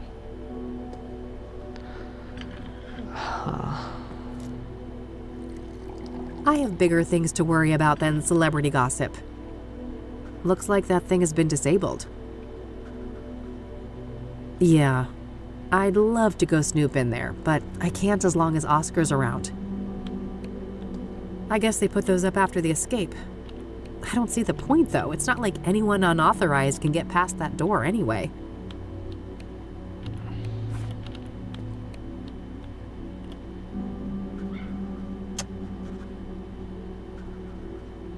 Let's not get crazy. I think I can deal with Oscar more subtly than that.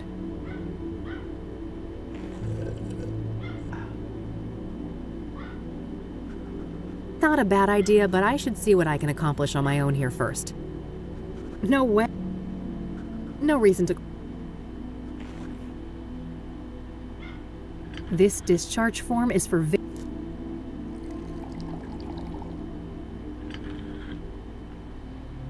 I could, but I don't see the point when he's no longer cooperative.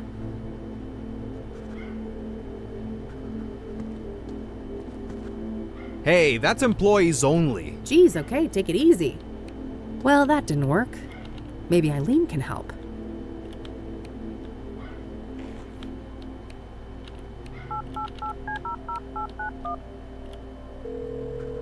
Rain Investigations, Eileen speaking. Hey, it's me. Hey, how are things going out there? Well, not great, and I could use your help. I'm at Ingstrom's. Say no more. I'll be there in a jiff. Great. Thanks, E.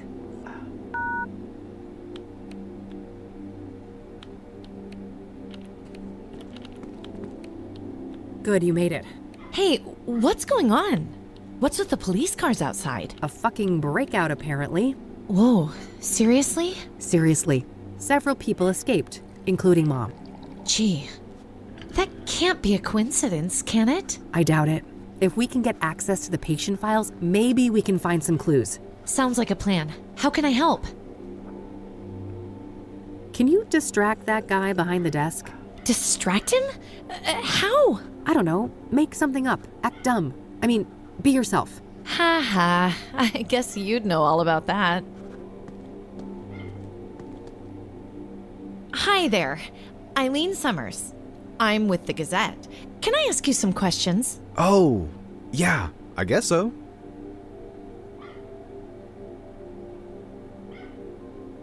And you said they disabled the cameras? Like that one on the ceiling? Yeah, exactly. Our computer nerd boss here on site, don't print that. Our head of IT, that is, he's still working on it. Perfect. That's all the questions I had. Thanks, Oscar. Anytime. So, when will this print? I gotta tell my mom. Le va encantar. Very soon. Gotta go, bye. Any minute now.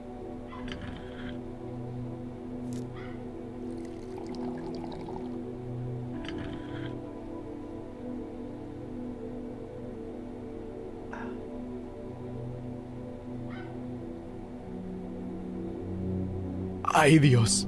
That lunchbox must have gotten bad. Clear the way! I'm about to hurl!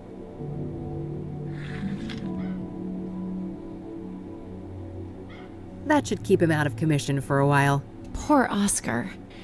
He'll be okay, right? He'll be fine. Those are legit meds. Keep watch for me, all right? Okay. It's locked. Better get the pics.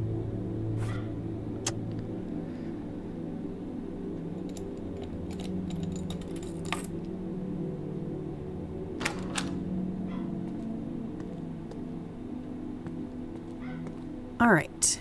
Where do we have Sharon Evans in here?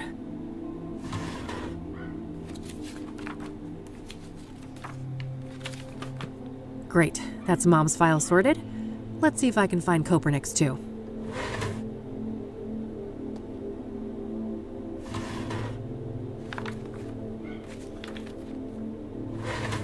Perfect.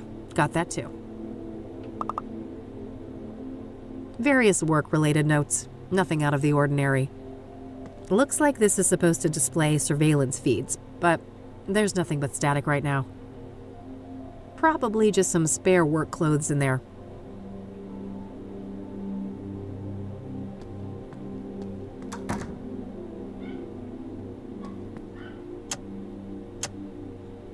Let's see here. Huh. Apparently a Marla Stone has visited Mom multiple times in the last year. I don't recognize that name.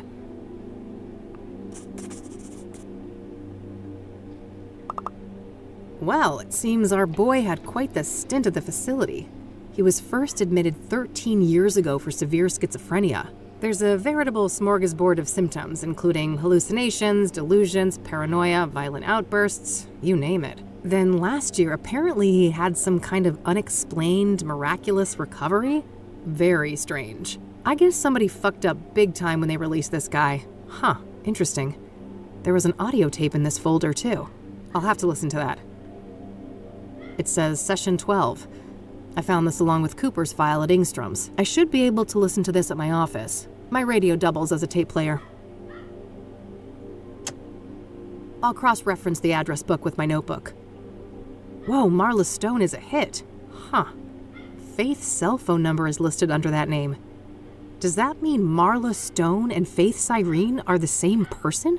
If they are, Mom could be the mystery caller from Engstrom's that Rachel overheard. It looks like the address for Marla Stone isn't the Onyx Row apartment, though. It's some P.O. box at the library, number 14. I better go check that out. Hey, I got what I needed. Nice. Meet at your office later? Yep. See you tonight.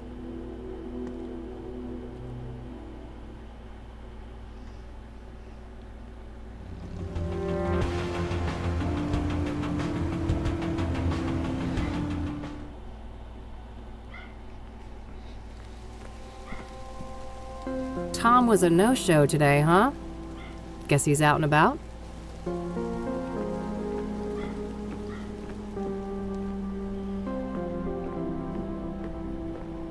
Here's number 14, Marla Stone's box.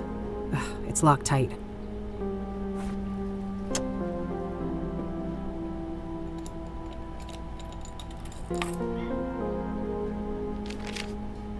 There was a letter in there. It's a letter addressed to Marla Stone from a retired mining foreman. Interesting. He seems to be answering questions about obsidian veins in the mines around Cassidy. There's some kind of topographical map of the mines here, too. I'll separate it from the letter. Okay, that mine map. Good idea. Let's see if I can find any tunnels that look like this sketch. There it is. Right next to an entrance to an old quarry. Fuck. I think this is it. This is where their hideout is. Only one thing left to do then. Follow up on what I found on Cooper at Ingstrom's. We need to know what we're up against.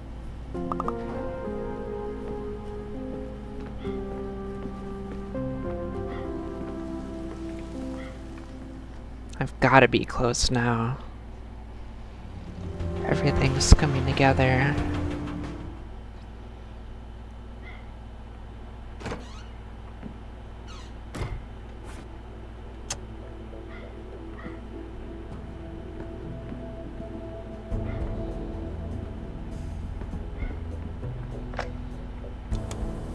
Hypnosis session number 12, patient Victor Kopernik, Dr. Alan Bloom conducting the session.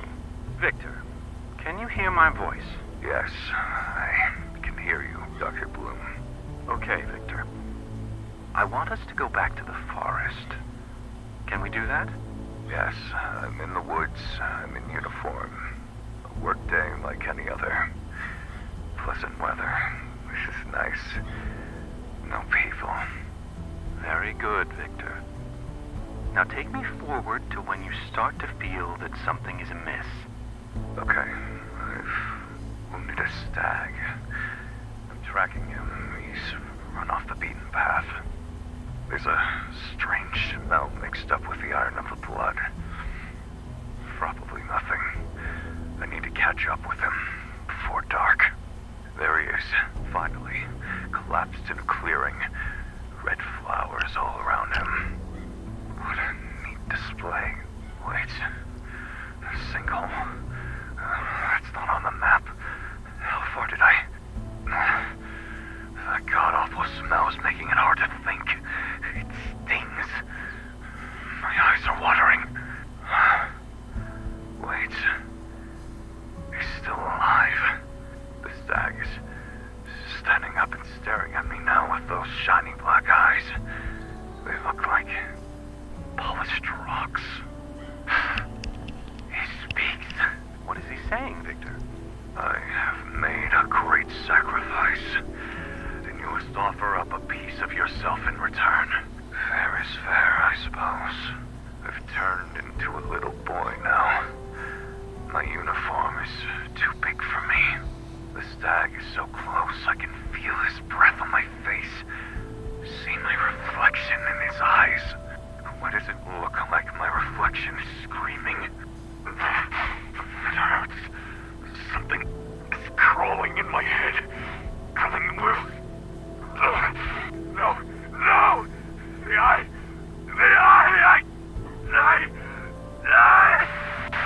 Addendum, Dr. Alan Bloom speaking.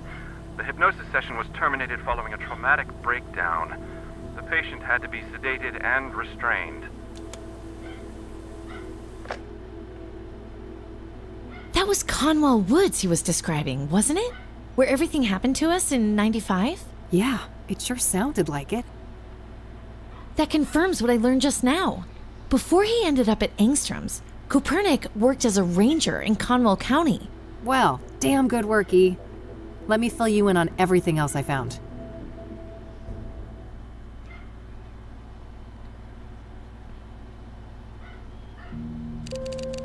I can't believe it. We actually know where these awful people are now. Yes, we have to confront them tonight. If they've got Mom, God knows what they'll do to her. Just the two of us? I know it's the right thing to do, but maybe we should try to get more help? Maybe the guy outside the door? Some backup would be great, but, I mean, who could we trust with something like this? Hold that thought. I'll get it.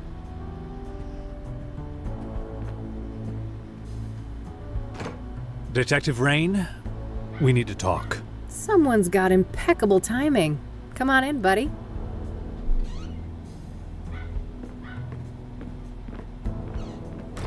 Oh, hello there. How do you do? I'm Tom Ward. Eileen Summers. Kathy told me about you. Thanks for looking out for her yesterday. Don't thank me yet. I overheard something about the two of you needing backup. Not so fast, Tom. You have a lot of questions to answer. Very well. We have some time. First of all, how did you become the Crimson One? That's a long and painful story. Just give me the broad strokes then. Well, let's just say I suffered a great personal tragedy. I had nothing to lose and nothing to live for, and I was in the wrong place at the wrong time. Conwell Woods.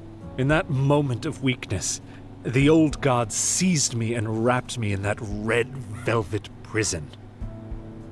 And there I remained, until your blaze offered an escape. An escape? How? It's difficult to explain, but the fire weakened the old god enough for me to break free from his influence. So what? You're back to your former self now? As far as I can tell, yes. It's as if that horrific night in Conwell Woods never happened. Tell me about your former master then. The one the church revered as the Old God. He is the great I, the evoker behind the curtain, the master of the malleable. The Malleable? That's the realm you entered in 1995. The shifting depths, powered by the red flowers. So what happened when I burned them all? You cut off the old god from our world and cauterized the threshold to the malleable. He was weakened in the process, allowing me to slip out of the suit and escape. What is the Old God exactly? I wish I knew. He isn't human, I know that much. He doesn't have a name. In fact, the concept of names is completely foreign to his kind. And he's bound to this malleable place? It seems so, but I can't say for certain. It is possible that he is the malleable incarnate. What does he want then? He should be called evil, for he did heinous things. But I believe he is simply a curious, reckless, powerful entity with no grasp of human morality. A child playing with ants, if you will.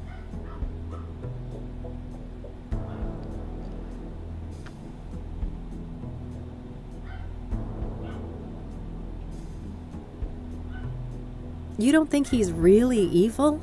Somebody's caught a nasty case of Stockholm Syndrome. Maybe so. But only by understanding our enemies can we find the right strategy to defeat them. In any case, for many years the old god used me as the Crimson One to bring people into his sphere of influence so he could see what makes them tick. So that's why people started disappearing and going crazy? Yes. Then things took a turn for the worse when the church entered the picture. When Price the Elder, Father Bill, found the threshold in the sinkhole, and the malleable began to be used for their fanatical practices. So Father Bill was corrupted by the Old God? If anything, they corrupted each other. I watched as the old god assumed a role of divine authority, aligned with Father Bill's zealous ideas of penance and contrition. So where does the soothsayer come in? You think the killings are related to the Old God? Yes. I believe that whoever is committing these murders is trying to restore the threshold to the malleable. How would they even do that? Through ritualistic killings. Obsidian is a material with mystical properties and intimately linked to the old god's power. Wait, isn't that supposed to be the red flowers? One does not exclude the other, and when combined, both of these elements have an even greater potency. That makes sense. I found indications that the bad guys have been cultivating red scythes. Probably to make pyre with, right? Oh, yes. That's been my working theory for some time now. As for what motivates these villains, I cannot say. Well, we did discover that one of our prime suspects, Victor Cooper, used to work as a ranger in Conwell County. There you have it. He must have come into contact with the threshold in Conwell Woods, and the old god sank his claws into him. Makes sense. What about Cyrene, then? Is that the scarred woman? I've come across descriptions of her, but never a surname. That's her. She calls herself Faith Cyrene. I wish I could provide some insight, but I've learned very little of her. All right. I also wonder why the heck these people may have broken Mom out. Both Cooper and Sharon were at Engstrom's at the same time. They must have had some contact there. I guess so. Regardless, if she's with these people, Mom is in serious fucking trouble. Agreed. I'd go as far as to say mortal peril. Another thing, Tom. You mentioned a planetary conjunction? Ah, yes. When Saturn and Venus meet, the planes align and the malleable draws close. So that's when you think the bad guys will try to reestablish this threshold? That's what I fear, yes. At that moment, the conditions will be ideal. When does this event occur exactly? Oh, Meadow mentioned that before. It should be about 6 hours from now, give or take. All right, shit. Guess we're on the clock. Indeed. So how about it, Detective Rain? Shall we work together? What do you say, Kathy? 3 is a good number, isn't it?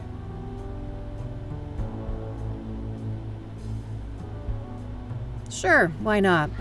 We all have 6 hours to live anyway. Oh, let's not succumb to gloom already. Yeah. I guess we better make a plan.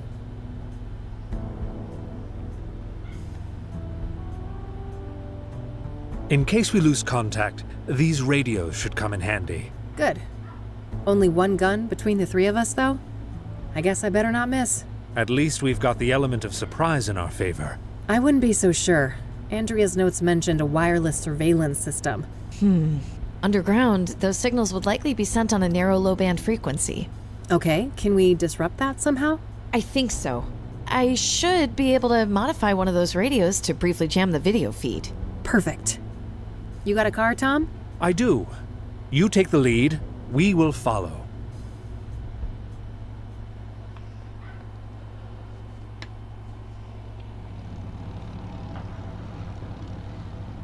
To the mines.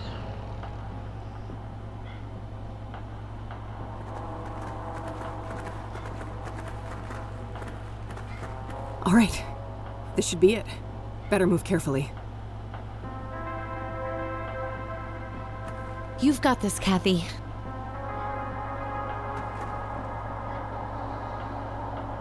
As expected, we've got a camera. Better not stay in view for long. It's the radio that Tom gave me.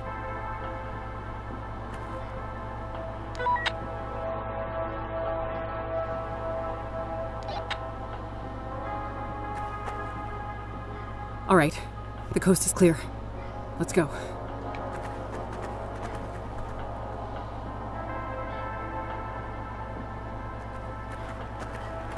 A surveillance room! Jackpot. Looks empty. Let's check it out. You two go ahead. I'll scout the rest of this tunnel. Good idea. I'll be with you in a sec. Got anything?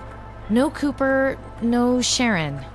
I've got somebody that could be Faith Cyrene, though. Show me. Right here. Yeah, I think that's her. Any idea how to get to that room? Nope. There's no map or layout anywhere. I'll bring Tom and look for her. You stay here and keep an eye on the monitors. Okay, call me on the radio if you need me. Will do. Oh, and Yeah? in case something happens to me and Mom's here, you'll get her out, right?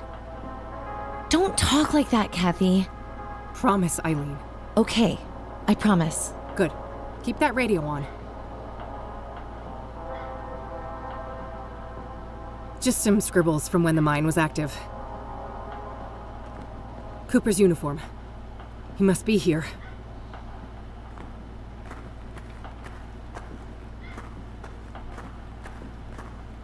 Looks like the tunnel splits here. Not sure which path leads to Faith.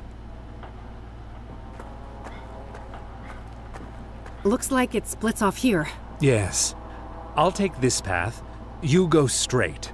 Any sign of trouble will connect on the radio. Fine. Take this at least. Your famous electric weapon. What an honor. Don't read too much into it, you weirdo. I'll try. Be careful.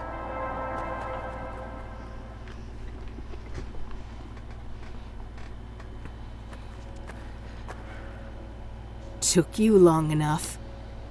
I'm here to avenge my friend. Murderer. I may have killed your friend.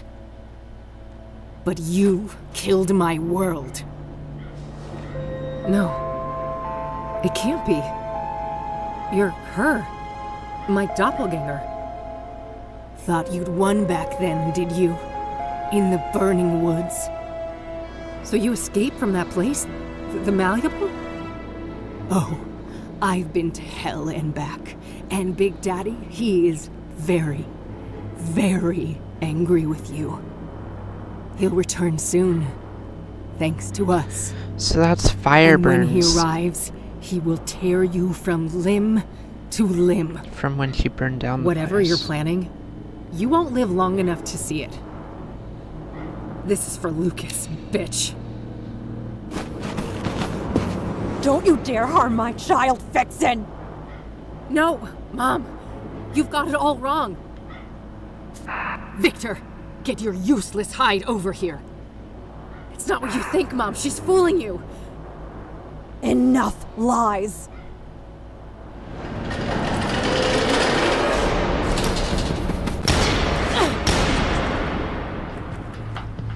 Kathy, come in. God, were those shots? We're on top of it. Stay where you are, E. Okay, just careful! That valve must control the pressure in those pipes, but it's quite far from my position. Tom! You okay back there? Unharmed! We should strategize before this goon gets the drop on us. No time for that now. No time for that now. For that open door, maybe? I don't think it matters right now. Some kind of vapor is leaking out of the pipe there. Not right now. He's shooting in this direction.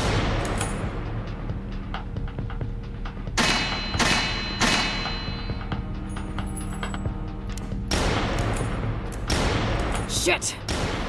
I got a few solid hits in there, but it didn't work. The metal must be too tough. That valve must control the pressure in those pipes, but it's quite far from my position. No time for that. We need some way to make a plan without Victor overhearing us. Hey, Tom, come in. Over. I hear you. Over. Could you make a run for that valve? I'll do my best. Cover me. I'll make a move shortly after we hang up. Will do.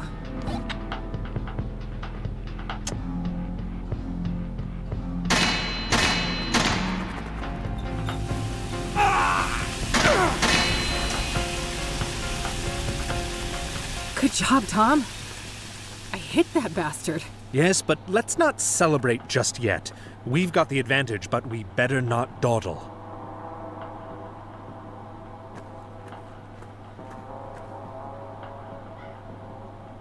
Empty.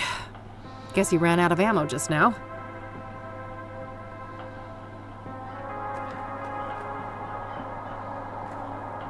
Locked electronically. I'll have to use the keypad to get it open.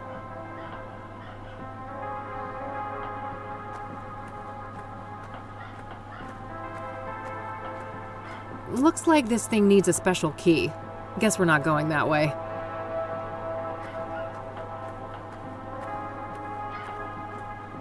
Hey, Tom? Yes? Any ideas on how to figure out the door code? No, but I suspect we won't find it in plain view. Do you think that surveillance camera could be useful somehow? Perhaps. Your friend in the surveillance room should have access to the video feed, shouldn't she? Yeah, most likely. Okay, that's it for now. Understood.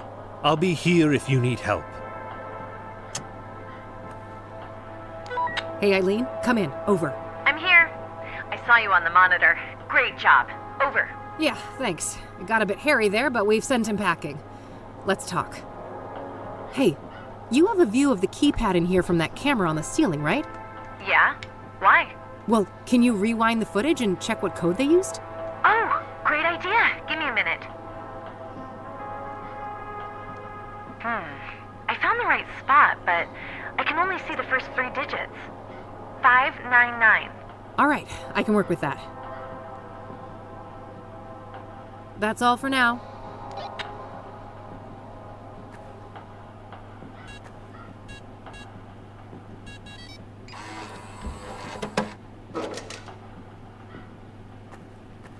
Let's go. Wait. He's near. The Dark One. The Great Eye. All the more reason to stop the bad guys. Come on. I cannot. I'm sorry. I was barely able to escape him the last time. For fuck's sake. Pull yourself together. I need your help. This is me pulling myself together. Believe me. I hoped I could resist. Take this. A knick-knack. Well, gee, I'm saved. This isn't the time for quips. You are holding a selenite seal. It has purifying properties said to be able to expel evil spirits. Sounds like a lot of wild conjecture to me. It is not, trust me. Keep it close. You will know when to use it. Now, go. Stop them. Save your mother.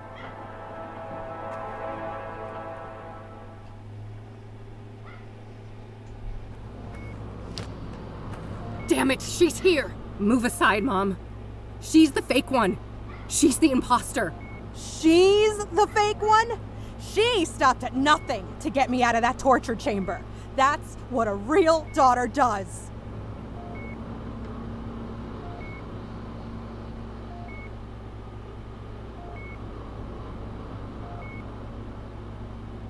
No, it's not. A real daughter doesn't give you what you want, she gives you what you need. Oh, spare me your tough love bullshit. You think you know better than your own mother? What I need is someone who shows up and actually gives a fuck.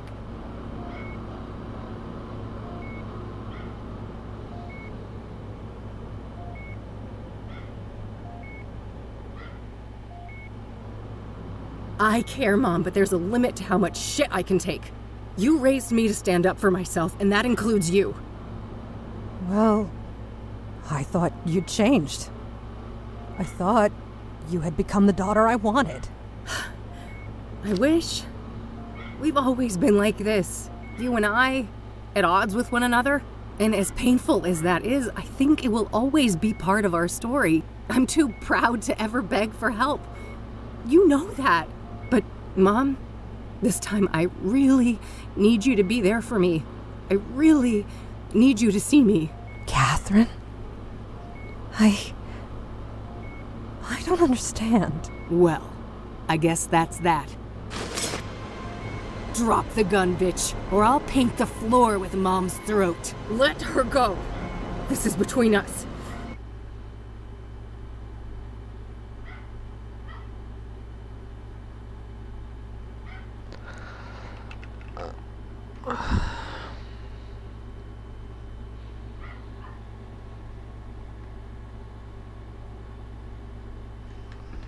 Okay, I need to take a small break. I'll be back.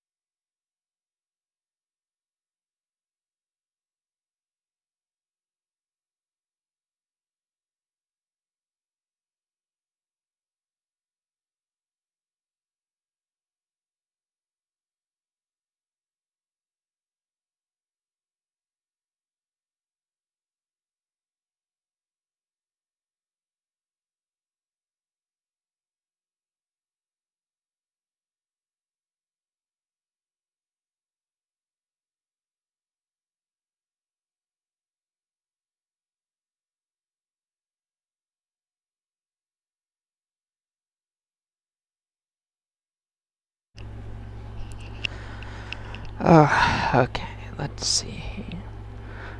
That. Bum, bum, bum.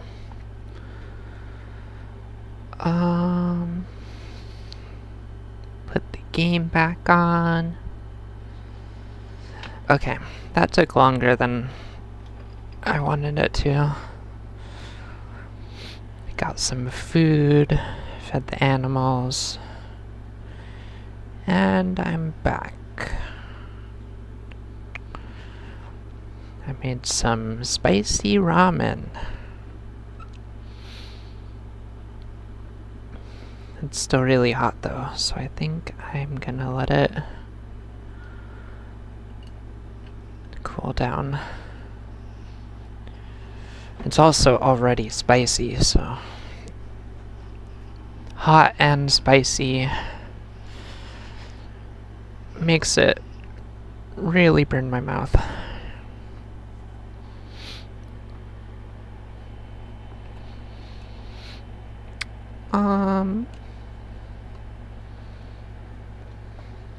Okay.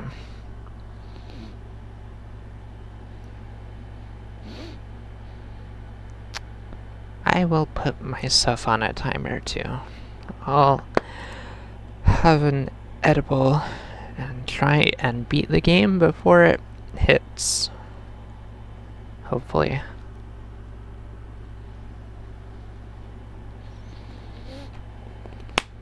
Mm-hmm.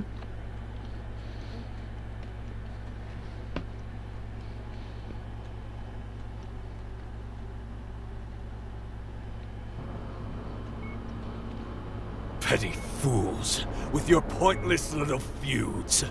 We are on the cusp of a glorious transformation! Victor, you fucking idiot, it's too early. It won't be stable.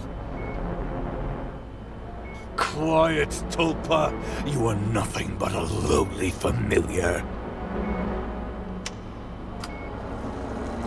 The fire in my veins will bind the threshold, once and for all. And our two worlds will become as one.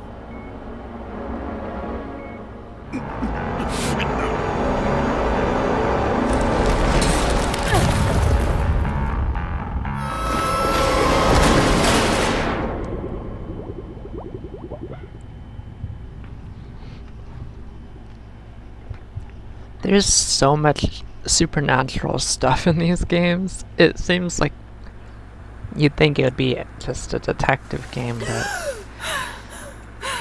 this is complete. No, not again.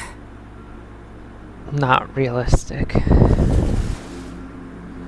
I've beat this place before. I can do it again. This does look like... The cogs again. I'm back in the machine. Yeah. Various things, all decrepit and ruined. Everything is out of tune. The bathtub is drained. There's no way back from where I came. It's like it's growing out of the ceiling. More moving machinery. Everything shifting, everything malleable. Nothing useful, just a terrible smell. It's a box with 3 locks requiring 3 keys. Looks like an altar. Is the box a gift? Or some kind of trap?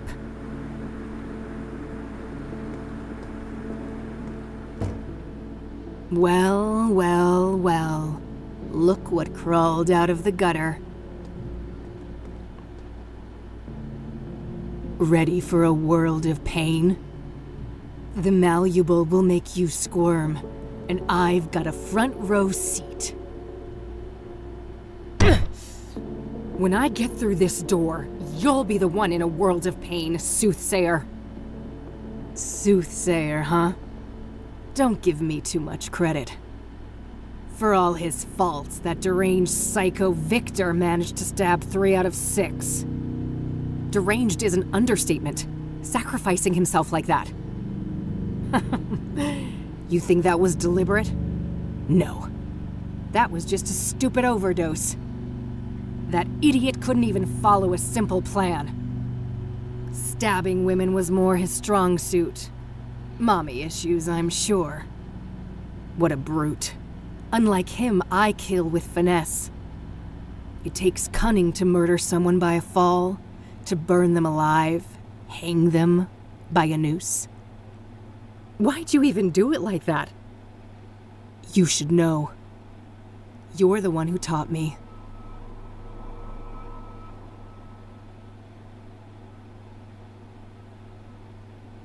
We may look the same, but I am nothing like you. Keep telling yourself that. In 1995, you left a trail of corpses in your wake. Wait, are you talking about the monsters in the Malleable? They're not fucking monsters. They think, they feel, they suffer. And you stabbed them, pushed them down a pit, burned everything, did this to my face. What I've brought to the world is justice. So she copied what Kathy did in the Malleable. So, wait, hanging the deacon? That was because of how Isaac Price died in jail? Penny finally dropped, huh? Good for you.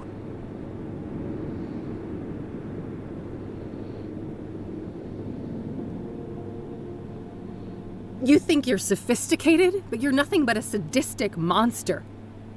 You never had a real plan, just some vague justification for your violent urges. Keep telling yourself that. Mr. Burgundy has it all figured out. Just you wait. So you're just Mr. Burgundy's obedient pet, are you? Aw, jealous. We both know you never stop longing for a daddy of your own. Poor broken girl, always searching for a new daddy to take you away. And oopsie, I took one from you, didn't I? That old fat pile of misery on the roof. You actually cared about him, didn't you? Yes, I cared. And you'll fucking pay for what you did. Oh, we'll see about that. At least you never got to slit Mom's throat, you unhinged freak.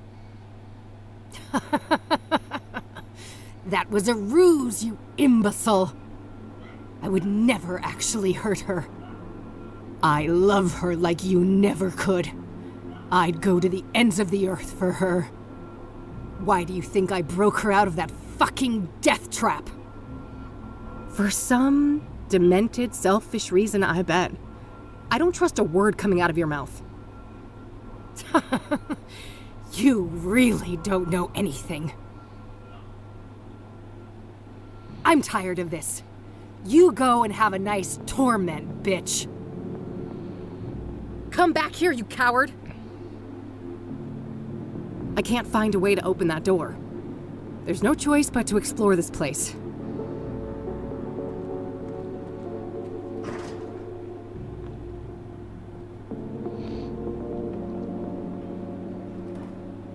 There were no buttons in the elevator, but it took me here. A statue of a robed male figure with his right hand raised in a blessing gesture. Looks like a stack of newspaper articles. Shit.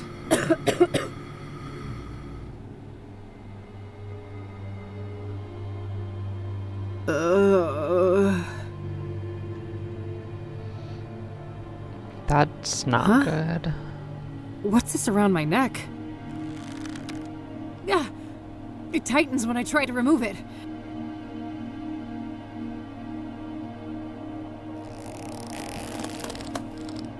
My God.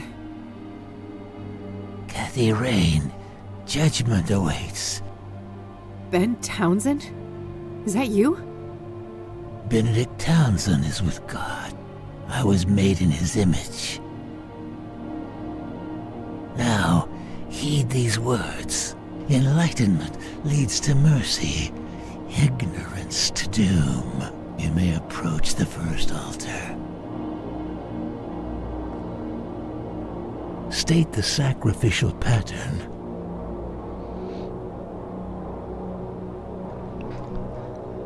The Order of the deaths.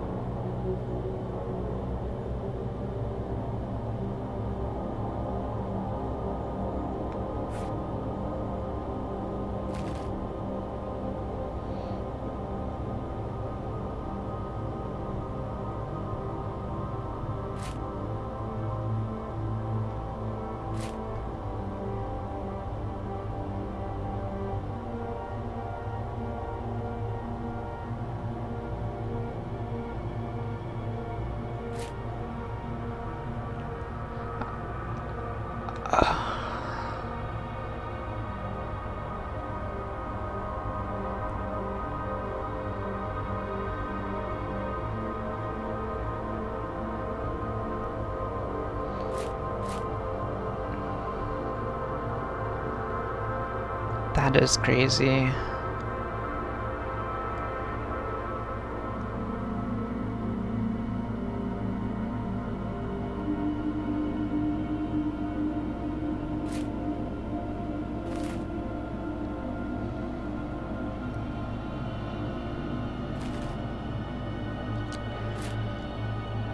So stab.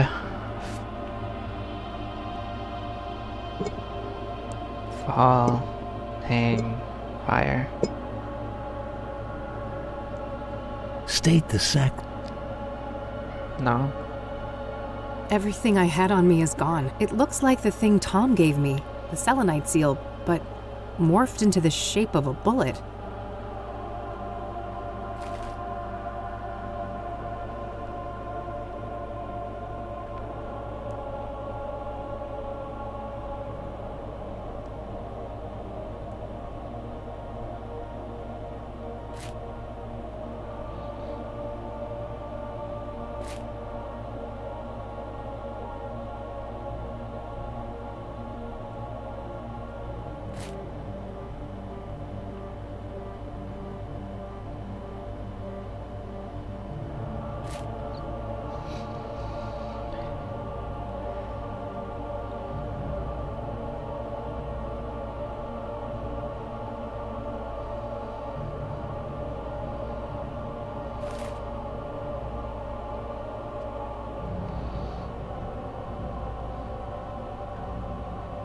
You have passed.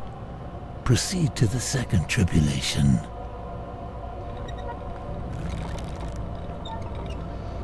Order the vocations of the sacrificed souls.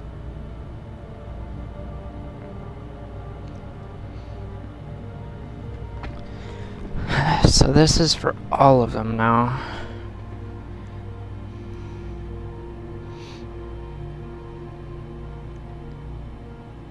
The caduceus, an ancient symbol for medicine.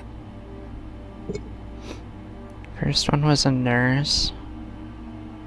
Second one was a student. Mailman.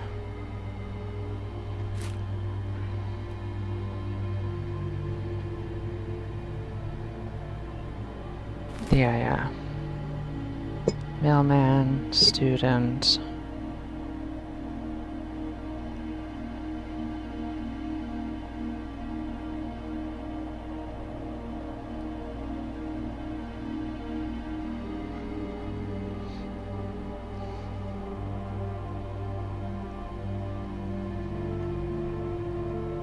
Wait.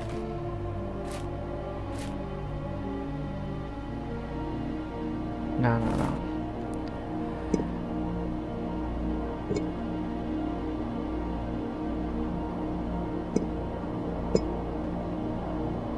You have succeeded. The final trial awaits.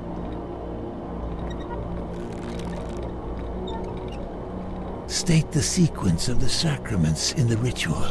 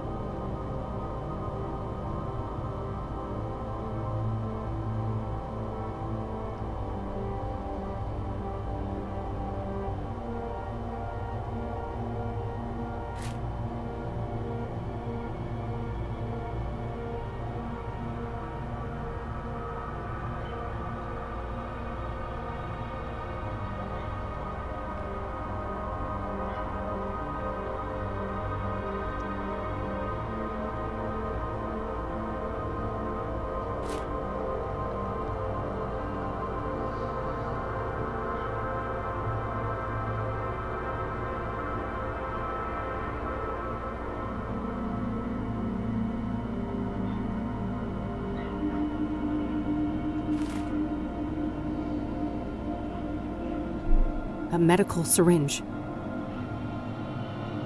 A skull, an obvious symbol for death.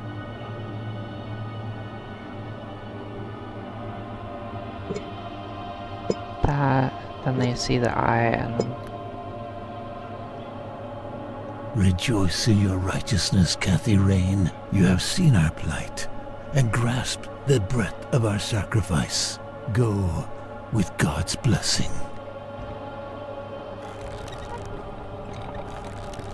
Looks like I can release the ropes here.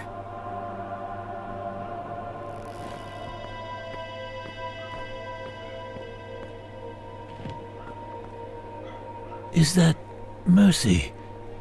I am unconstricted. What happened to you, Ben? The Dark One tricked me.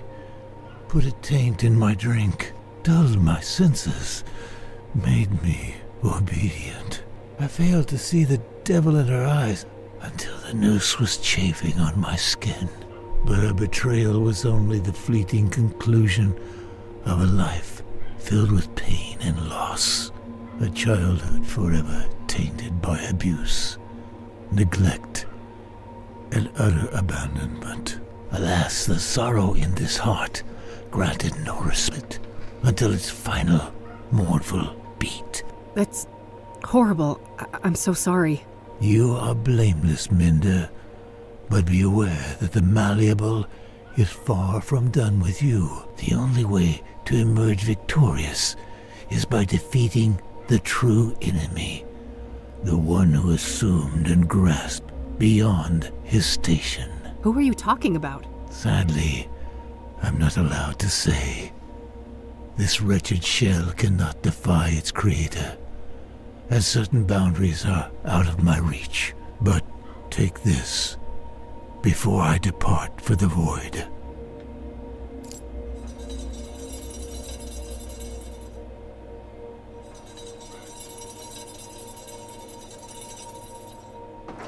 He gave me a key. I should move on. There's nothing more for me to do on this floor. That's one key down.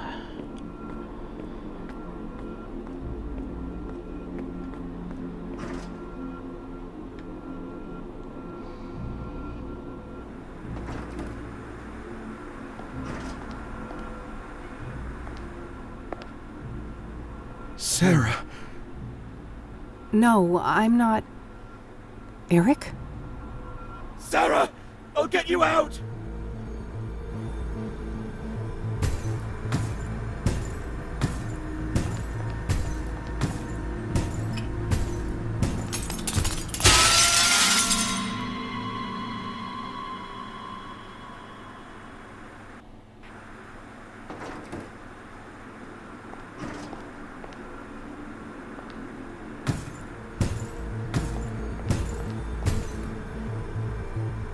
Something made him stop here. It seems this area is safe.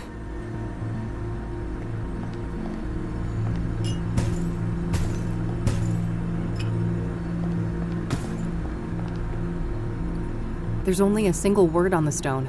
Sarah. There's also a round indentation where something could fit.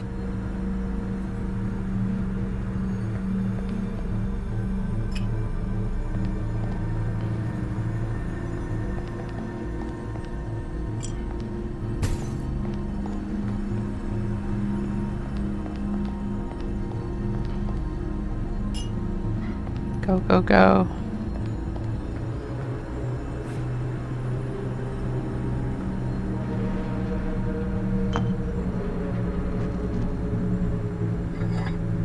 The shards fused together, repairing the urn. What's that familiar, warm light? Bring the vessel, please.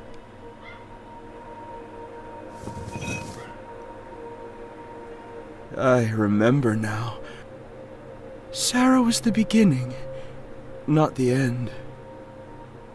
What happened, Eric? I spiraled, and then that scarred harpy found me. Oh, the drugs she brought. Oh, how well they fit in the holes my rotting love left behind.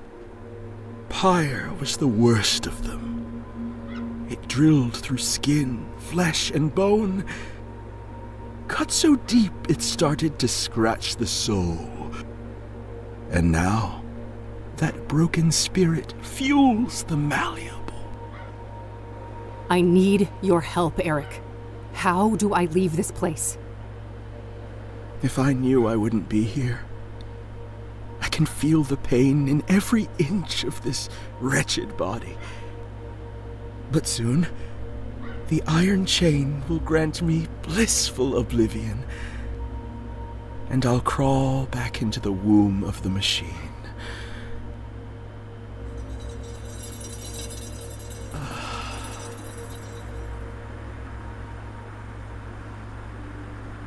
The stairs are completely blocked. I can't get through. The urn is whole. I should put it back where it belongs. The candles are lit, but... Huh. I can suddenly hear something rattling inside. There was another key in the urn.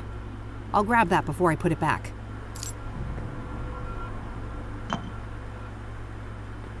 I guess it's time to move on. I think I'm done on this floor.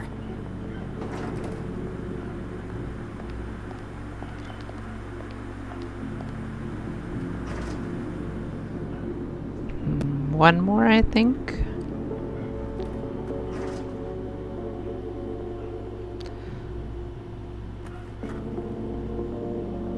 The mechanism seems stuck.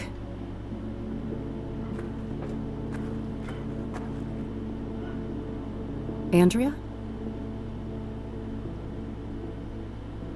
You did this to me. No, that was Faith. I'm not her. I need you to feel what I feel. I need you to burn.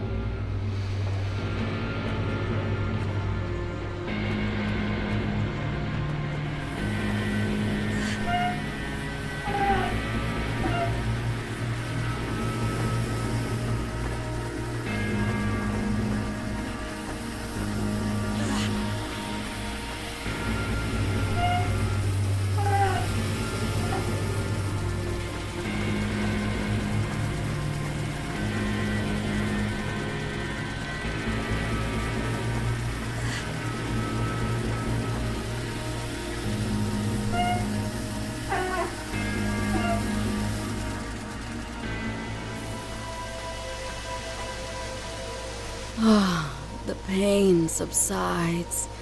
For a time. Hurry, before the malevolence returns. Andrea, I'm sorry for what happened to you. Don't be. The burned girl is dead and at peace. So you're not her? No. I am a Tulpa. A thought form. What does that mean?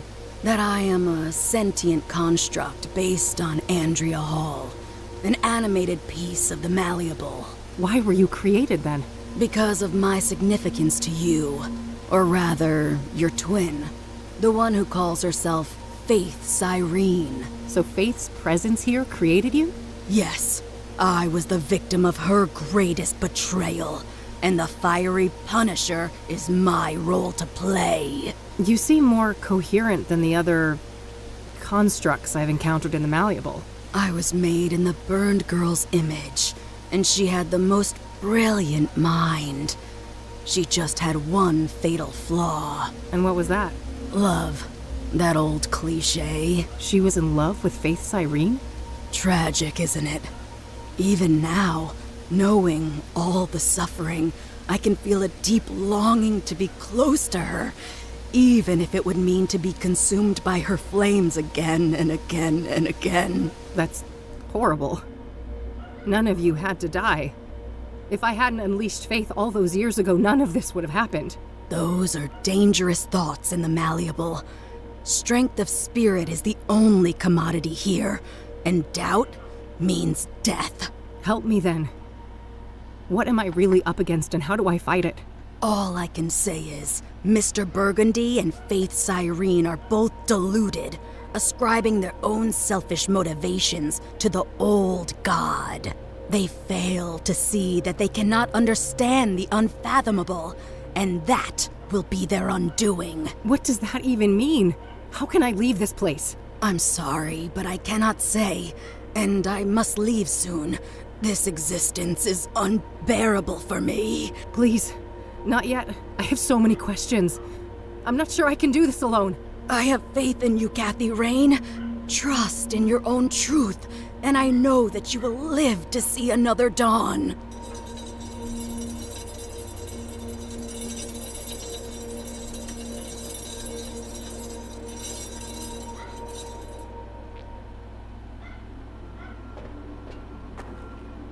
There's something in the fire pit. There was another key inside. That should be all the keys. And all the people that Faith killed.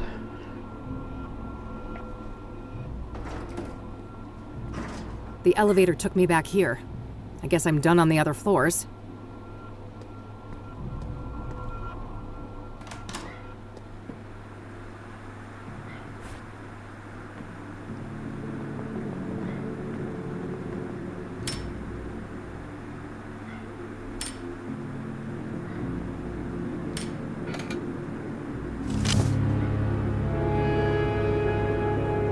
Lucas's revolver. Only one bullet in it, though. Better make it count. Time to end this.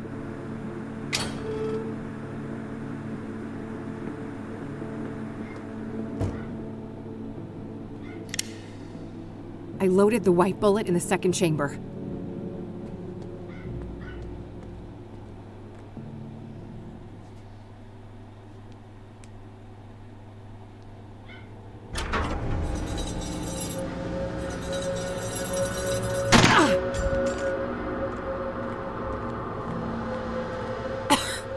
Wasn't supposed to go like this. Oh, thank God you're here, Mr. B. Help me. I've done everything you asked for. I killed all those people for you, just like you wanted. There, little thrall. It will soon be over. Alas, your time has come. But you promised. You said I'd be the one. That the old god would... that he would make me Prime. That he'd make me the real one. Hush now. With the sacred power I carry within, I consecrate you, and I bless you. It is time, Kathy Rain. Vengeance is yours. You want me to do your dirty work for you? Take out your own trash, Isaac. Everything she did was because of you. You were the one behind the murders. Of course, as was my duty. I am ever the old god's servant. Every sacrifice made his voice clearer, his will more tangible. Soon, his dormant spirit will be ready to emerge from the confines of my flesh form, and his glory will be greater than ever before. Now, stop this bickering and fulfill your destiny. End her life and avenge your friend. No, I'm not gonna do what you want. You feed on the misery of others. I know who the true enemy is. You fool. Nothing from the malleable can harm me. Oh, I don't doubt that. It just so happens I brought a little present with me. That insolent betrayer slipped you something, didn't he? Goodbye, Isaac.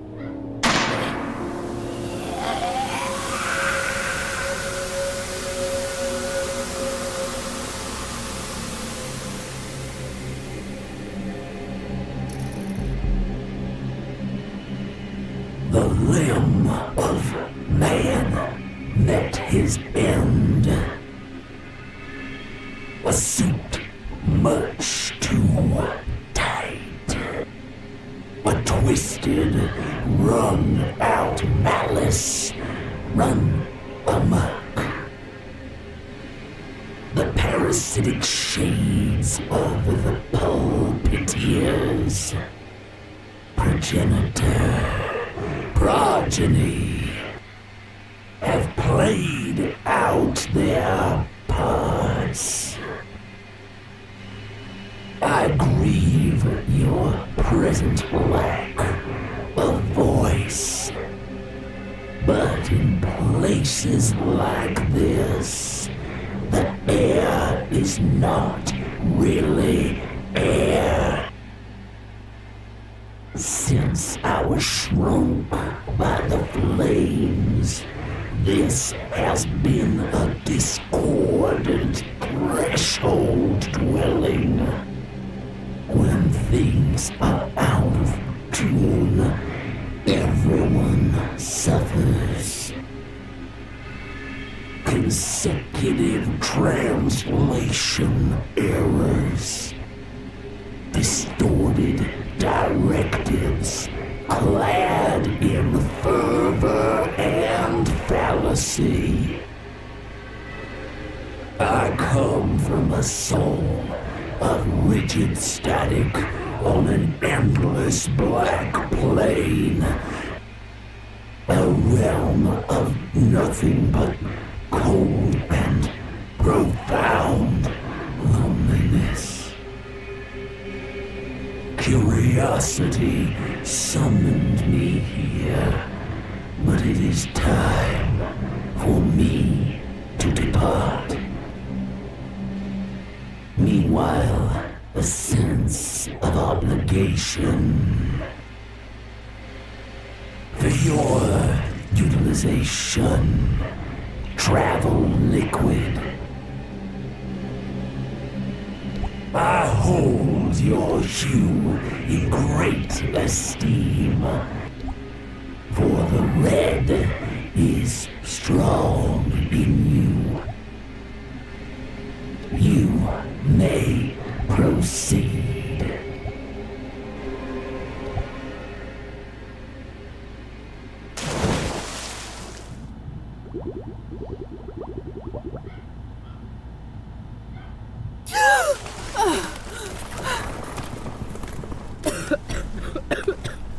Fuck.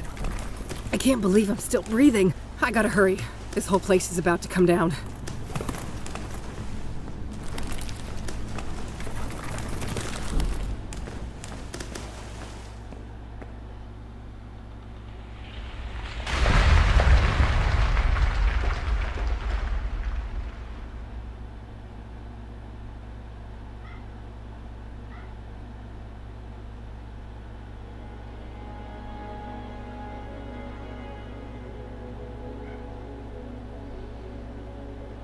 Did we win?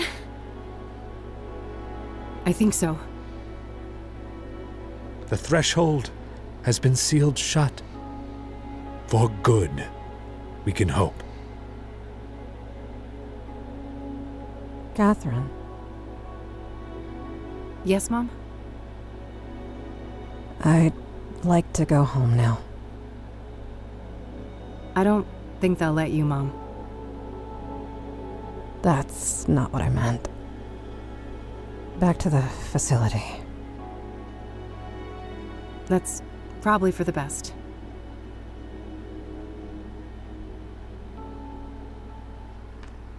I don't know if that's the best thing though, like...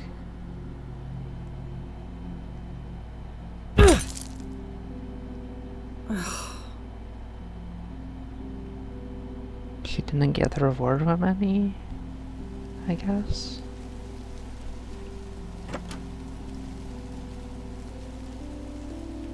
Hey. Oh, hey. So, you can probably tell what happened. Yeah. I'm really sorry, Kathy. I don't have anywhere else to go. I realize that. Is there something you want to ask me? This is already humiliating enough, E. Maybe. But I need you to ask me properly. Come on, E. Did you hear what I just said? Eileen? Yes? Can I please stay with you for a while? Of course you can. You're my friend. And I love you.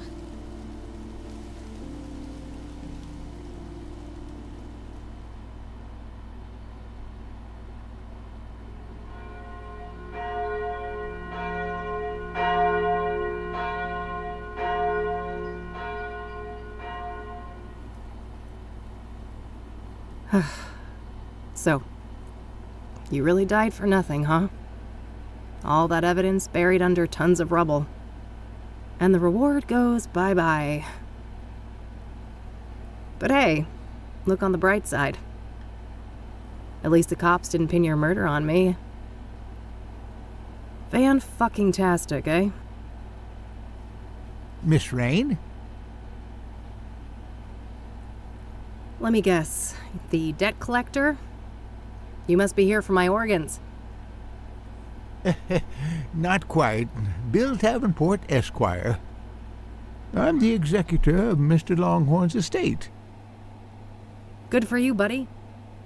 I guess you'll be spending plenty of time with Lucas's sons, huh? Enjoy hanging out with those juvenile assholes. What if he gave it to her? I would, if that was part of my mandate.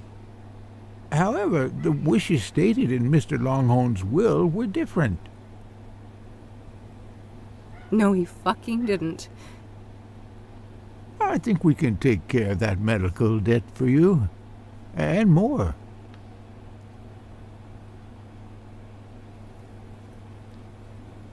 Thank you, Lucas.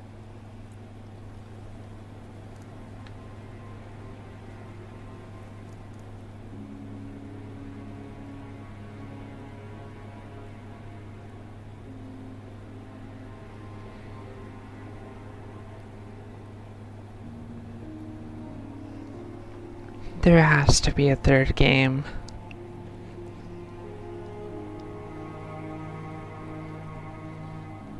There was that creepy person at the end, and even though they sealed it up, kind of, I mean, he's still there.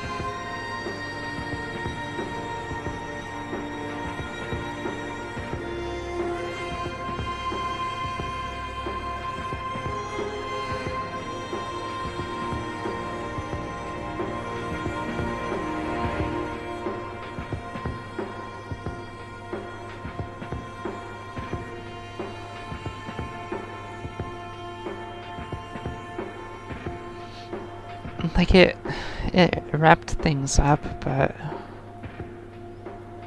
it still isn't that satisfying. Things could have gone a lot better.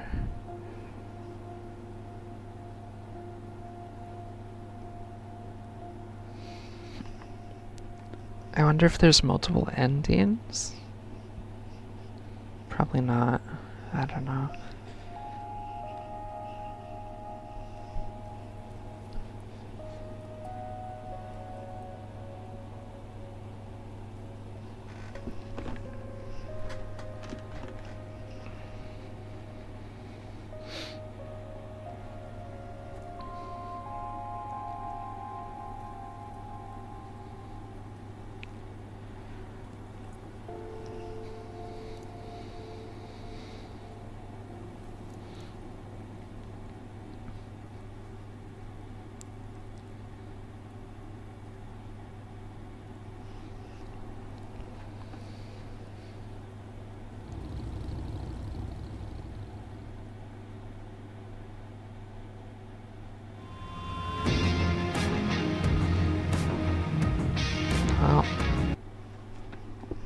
I guess that's it. I think there's still a ton of achievements I didn't get.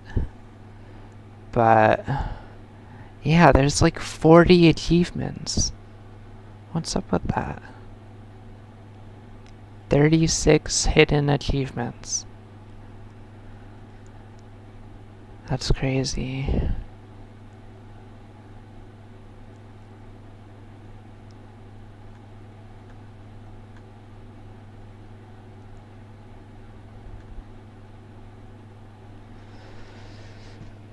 But yeah, I don't think it changes the actual story, so. Okay, that's it for this stream. It was a bit shorter, but got the game finished.